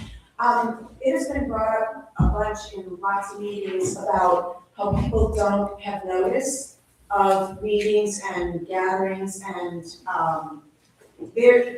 could someone tell people there's a civic notice on text, and you just have to sign up for things in order to get, I get tons of emails and notices. So I don't know why there's a communication issue if you actually sign up to hear from the city. That's my point.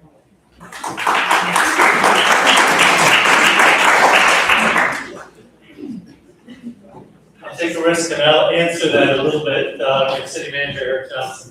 And thank you for coming to my birthday party. Exactly twice the average age of the Norcross resident. As a few of you may be. So we're sensitive to the issue. So please sign up for the civic alerts. We use it for a variety of things. The police department uses it. If there is a problem, traffic, some incident that they're dealing with. We use that for weather alerts. We use it when there's power outages. Literally, I get a notice of a single meter that goes out, so we'll let you know about that. Not to try to be defensive, but last summer, we sent out a variety of messages about the comprehensive plan process. If you go back and look at the August newsletter that's mailed to everybody that's a Norcross Power customer, probably most of you are. But even to the people that aren't Norcross Power customers, they can sign up and we will send a newsletter to them. Just a heads up, in March, we're going to a different format, you're gonna get it in mail. It's a document called Rough Draft that'll have a Norcross specific element as an insert. But the August newsletter actually invited you to get involved in this process. So I would just say, talk about some of the experience here. I'm in my 41st year in local government. A comp plan has the most public input of any process that any city or county engages in. I think the challenge is that we all kind of know what a comp plan is, and you may get engaged early in the process, but it all starts to come together towards the end. And so we have been having the public hearings. This is the third, because, well, the third public meeting. We had a public hearing for the planning and zoning. We had a public hearing by mayor and council about 3 weeks ago. There was interest in giving you that opportunity to come in tonight. So we are trying to get the word out, give you the opportunity. I appreciate you all coming out. But we try to push that message out in a variety of ways. Sometimes I think the challenge is people don't understand governmentese enough to necessarily know what is a comprehensive plan and what it can mean to you. And interestingly enough, we've had some past council members are, quite familiar with the comprehensive process because they did it. So appreciate you all coming and doing that. But we have tried to reach it out. We do have a new staff member present, Julie. We just hired a communications director for Roswell. I can't tell you how long Julie's been in the business, but a long time. So we're working to get that word out to all of you, but sensitive to your issue and certainly appreciate that. People that feel like they're just learning about this, we get your frustration. Pixie, I'm getting you next. Probably you know my name. I have 3 questions, so I guess I asked all 3 in a row, okay? First one, who selected the stakeholder groups that were interviewed for this process? And why were the three stakeholder groups mentioned predominantly active or retired realtors, builders, and developers? Just curious about that. Second is, and this was, I went to the P and Z meeting, and the last one proposed some of these changes. And, first of all, they did a great job, and kudos to staff for explaining a lot of stuff. I thought, correct me if I'm wrong, that the language of the revised UDO is not deleting all reference to the comp plan, because at the beginning, it's referenced as a guiding document at the beginning of the UDO. And all we're doing is removing redundant language within. Is that correct? So, yeah, there's not removing. That was one of the things I was concerned about. Third, there is the discussion, the word that there are planned apartments. I heard 4 tonight. The word planned is a language, semantics here, of course. Semantics may not be the right word, but planned, language. Are these 4 planned apartments, are they just formally in the development queue? Are they just something that is being discussed and I shared with some of the board reviews? Or are they formally in the development queue? And if and when they get to that point, will they be required to get special permits? And at that time, how will public opinion weigh in? Appreciate the questions. I'll answer the second and third question, and then have Eric answer the first question about the stakeholder interviews. I would say your characterization of the proposed UDO amendments is correct. The UDO must be consistent with the comp plan per state law, and there's certainly references into that. The changes are in the actual tables for each of the districts. In the tables, it references on allowable density to the comp plan. As Eric had said, we found that to be a slippery slope from a regulatory perspective. It's better to just come out and say it. So the proposed UDO amendments actually say X number of units per acre, rather than saying referring to the comprehensive plan. It absolutely does not remove references to the comprehensive plan. To your final question, none of the reference development proposals are currently vested in the development review process. One was submitted for rezoning, but it was found by community development staff to be incomplete, and therefore they are not currently vested. What that means is that if the UDO gets changed and adopted by council before they come back in with the revisions to their application that would be required, they would have to start entirely from the beginning. That's the only one that's been submitted. That's the mixed use development of that Open Bridge and PID. There are no other, to my knowledge, and Helen, correct me if I'm wrong, there are no other active development applications in the city of Norcross for any multifamily developments at this time.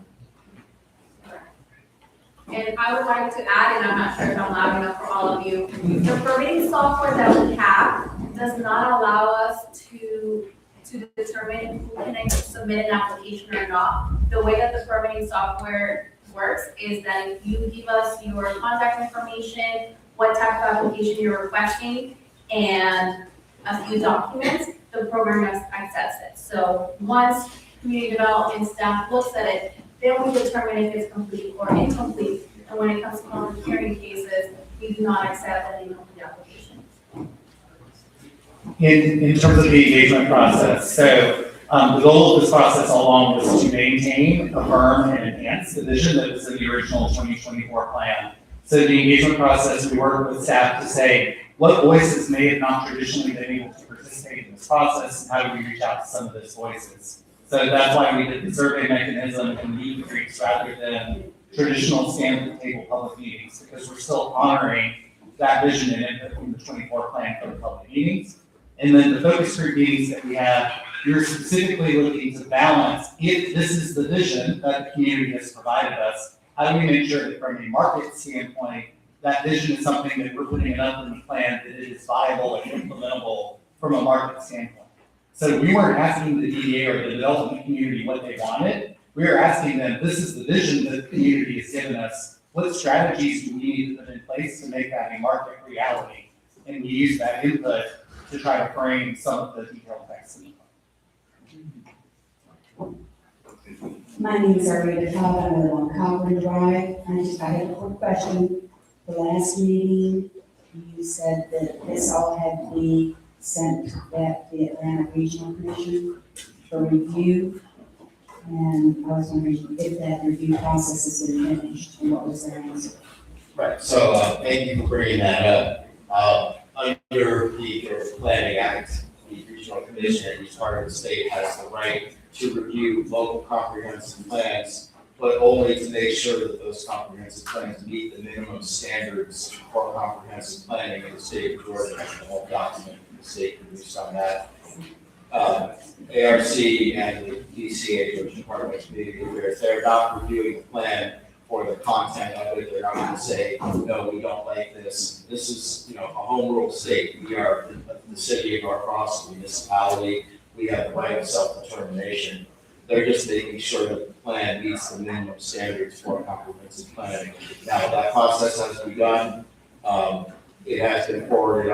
The plan was sent to the Atlanta Regional Commission on January 13th. It has been forwarded on to the Department of Community Affairs. They're not going to receive comments from either of those parties.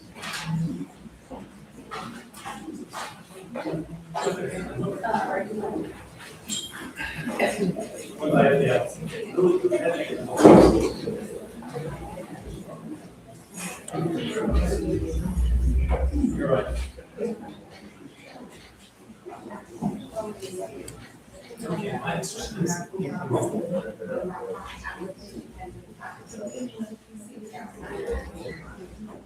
My name is Ron Swan, I live on 57 Gratiot Street, and I've got a question for the chief, and thank you for the great job, all of the law enforcement officers and community that does for the city of North Cross. I think North Cross is a very pedestrian friendly town. The time I feel most dangerous as a pedestrian is walking down the sidewalks of North Cross because of the electric bicycles and scooters. And I don't know if this is a question for council or a question for law enforcement, but I don't even know what the law is. But I rode 12,000 miles a year for 10 years on a bicycle. Not a single mile was on the sidewalk, and none of it was electric powered. And so I'm a bit prejudiced, but I just feel like it's dangerous. So I want to get your thoughts on that. Now, great question, just to make sure everybody heard, questions about what is allowed on sidewalks and really what isn't, I think is what you're asking. There are state laws, there are local laws, they all kind of look like bullets spaghetti. But kind of the nuts and bolts of it are that sidewalks, not to, when you joke about it, but they are for walking.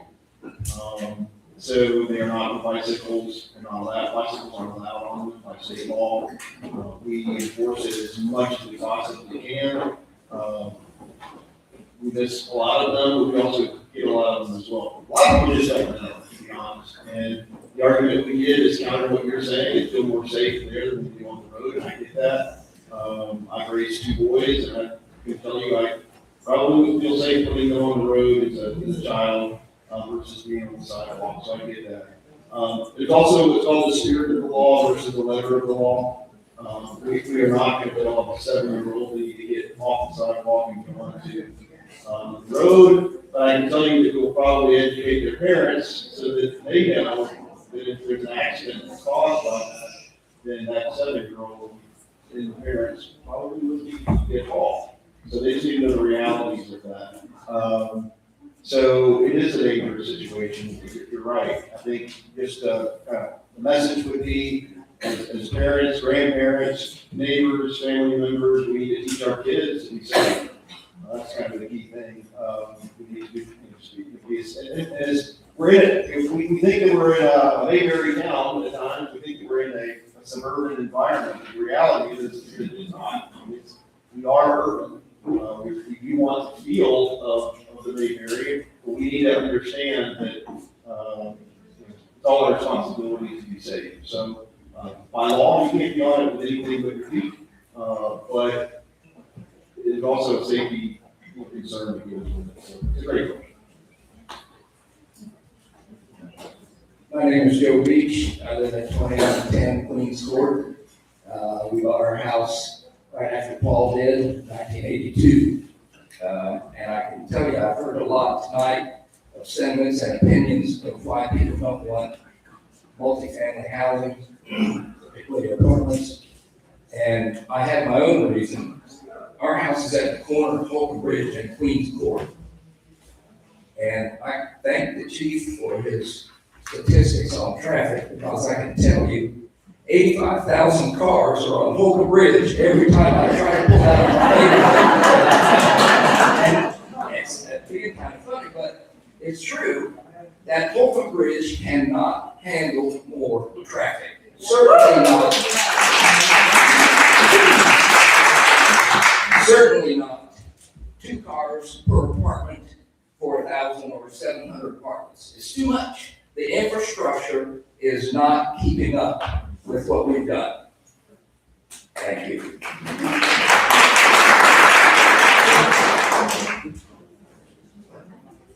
I'm sorry. I just want to say in a democracy, it's the will of the people. And there's a lot of people here. That's all I want to say. Thank you.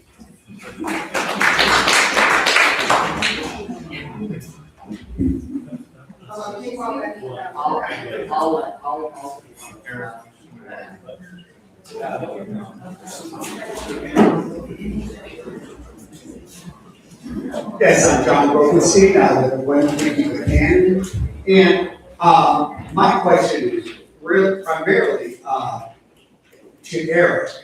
I certainly appreciate your high-level view, your professional competence. Where I'm really having an issue is the claim that community outlook was in any meaningful way solicited. And let me just give you a couple of examples. One, a survey is only as good as the questions. Many of the questions on that survey were too vague. I guarantee if you asked in this room, who would like change on Beaufort Highway, almost everybody would raise their hand, yes. But if you gave specific examples like who would like multi-use, high-density development, at first thing, most people don't even know what that is. Most people do not realize when they drive through Chamblee, which looks like the Great Wall of China on both sides, that would meet your definition.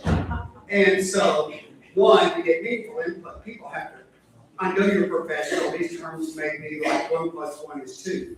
But I assure you, the majority of people don't even know what you're talking about. So when you say multi-use, mixed development, they have no idea what that is. So one, you're asking people to give them uninformed. Please let us have their attention, please.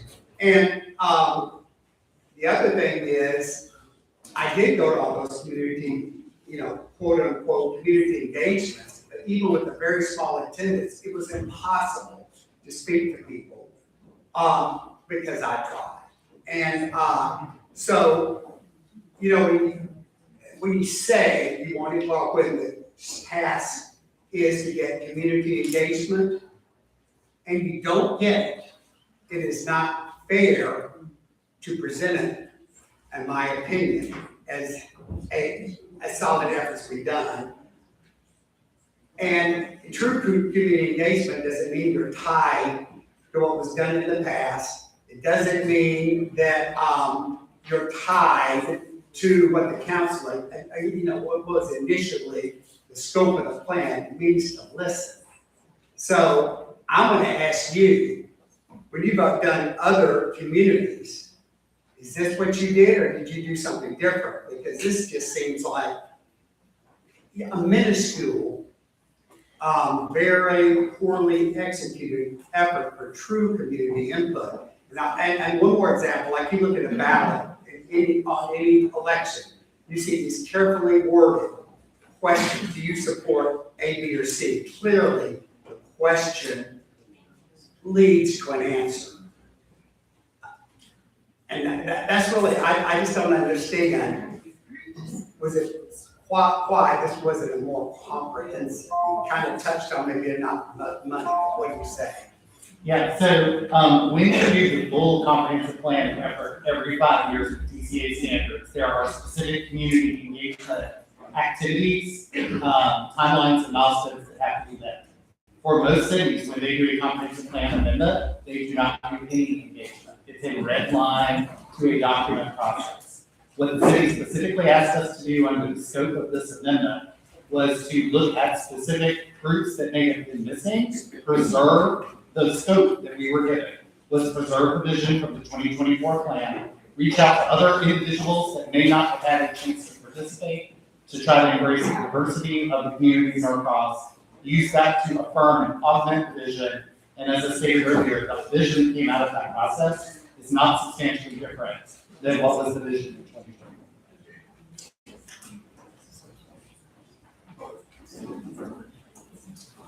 Hello, I'm Austin Early. I'm here to speak on behalf of the Georgetown president of the HOA. And I'd just like to have I'd like to add a comment here that from her.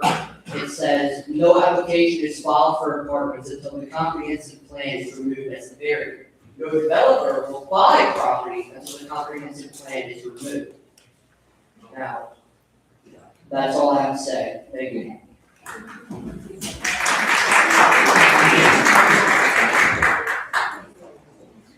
Hello, I'm Ellen Smith. I live at 220 Beach Street, also known as the West Beach Street Auto.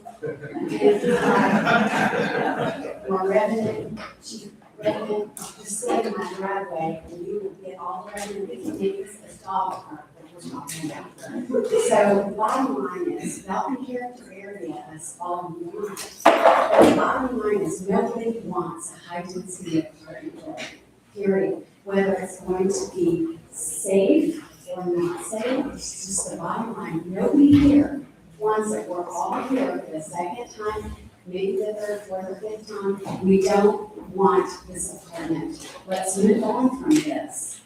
We have elected you guys to serve us, to protect us and everything. This is something that is just not in anybody's wheelhouse that we want in our neighborhoods. High density apartment building with tons more traffic, what, 3 million cars now? Just wait till you put that monstrosity up there. It would be ridiculous. Our infrastructure is not able to handle that. That's pretty much it, but I just want to let them know. I haven't heard anything positive about this apartment building from anybody.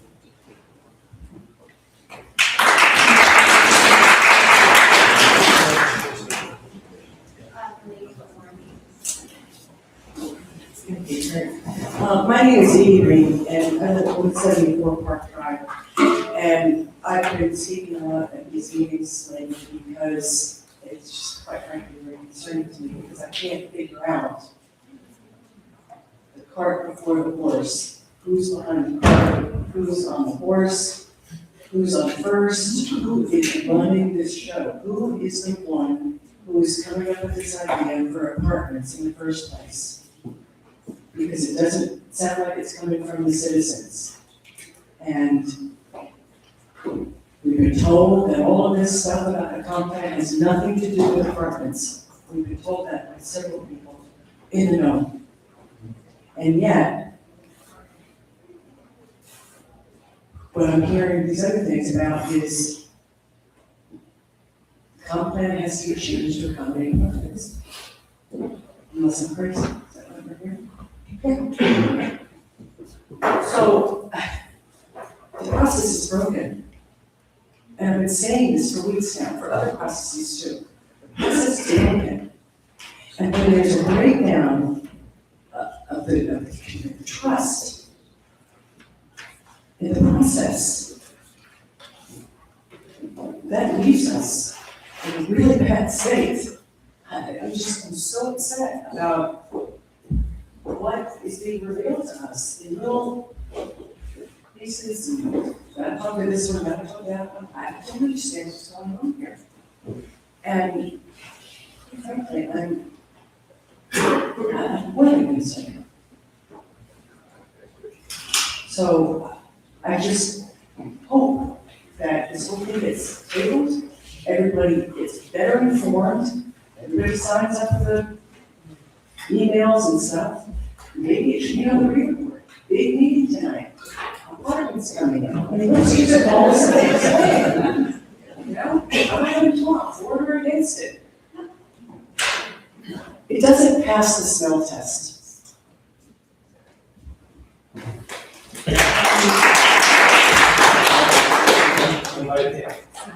Okay, we're getting ready to wrap it up. I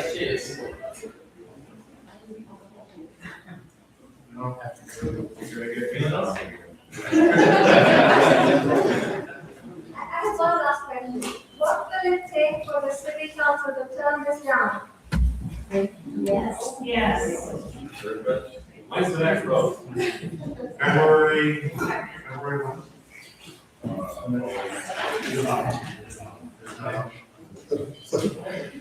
It's a very good question. We're getting ready to line this up. Can I ask you a question?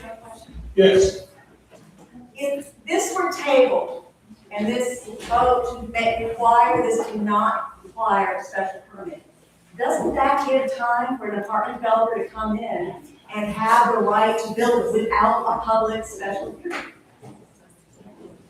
I will repeat what I said earlier, currently in the commercial mixed use CX and Beaufort Highway P8 zones, multifamily housing is an allowable use by right with no special use permit. So any applicant in those two districts would just have to file development plans. The only approval required is the architectural review board. But we're under a moratorium right now. That's correct. For how long? How long is the moratorium? Until April 6th. Thank you.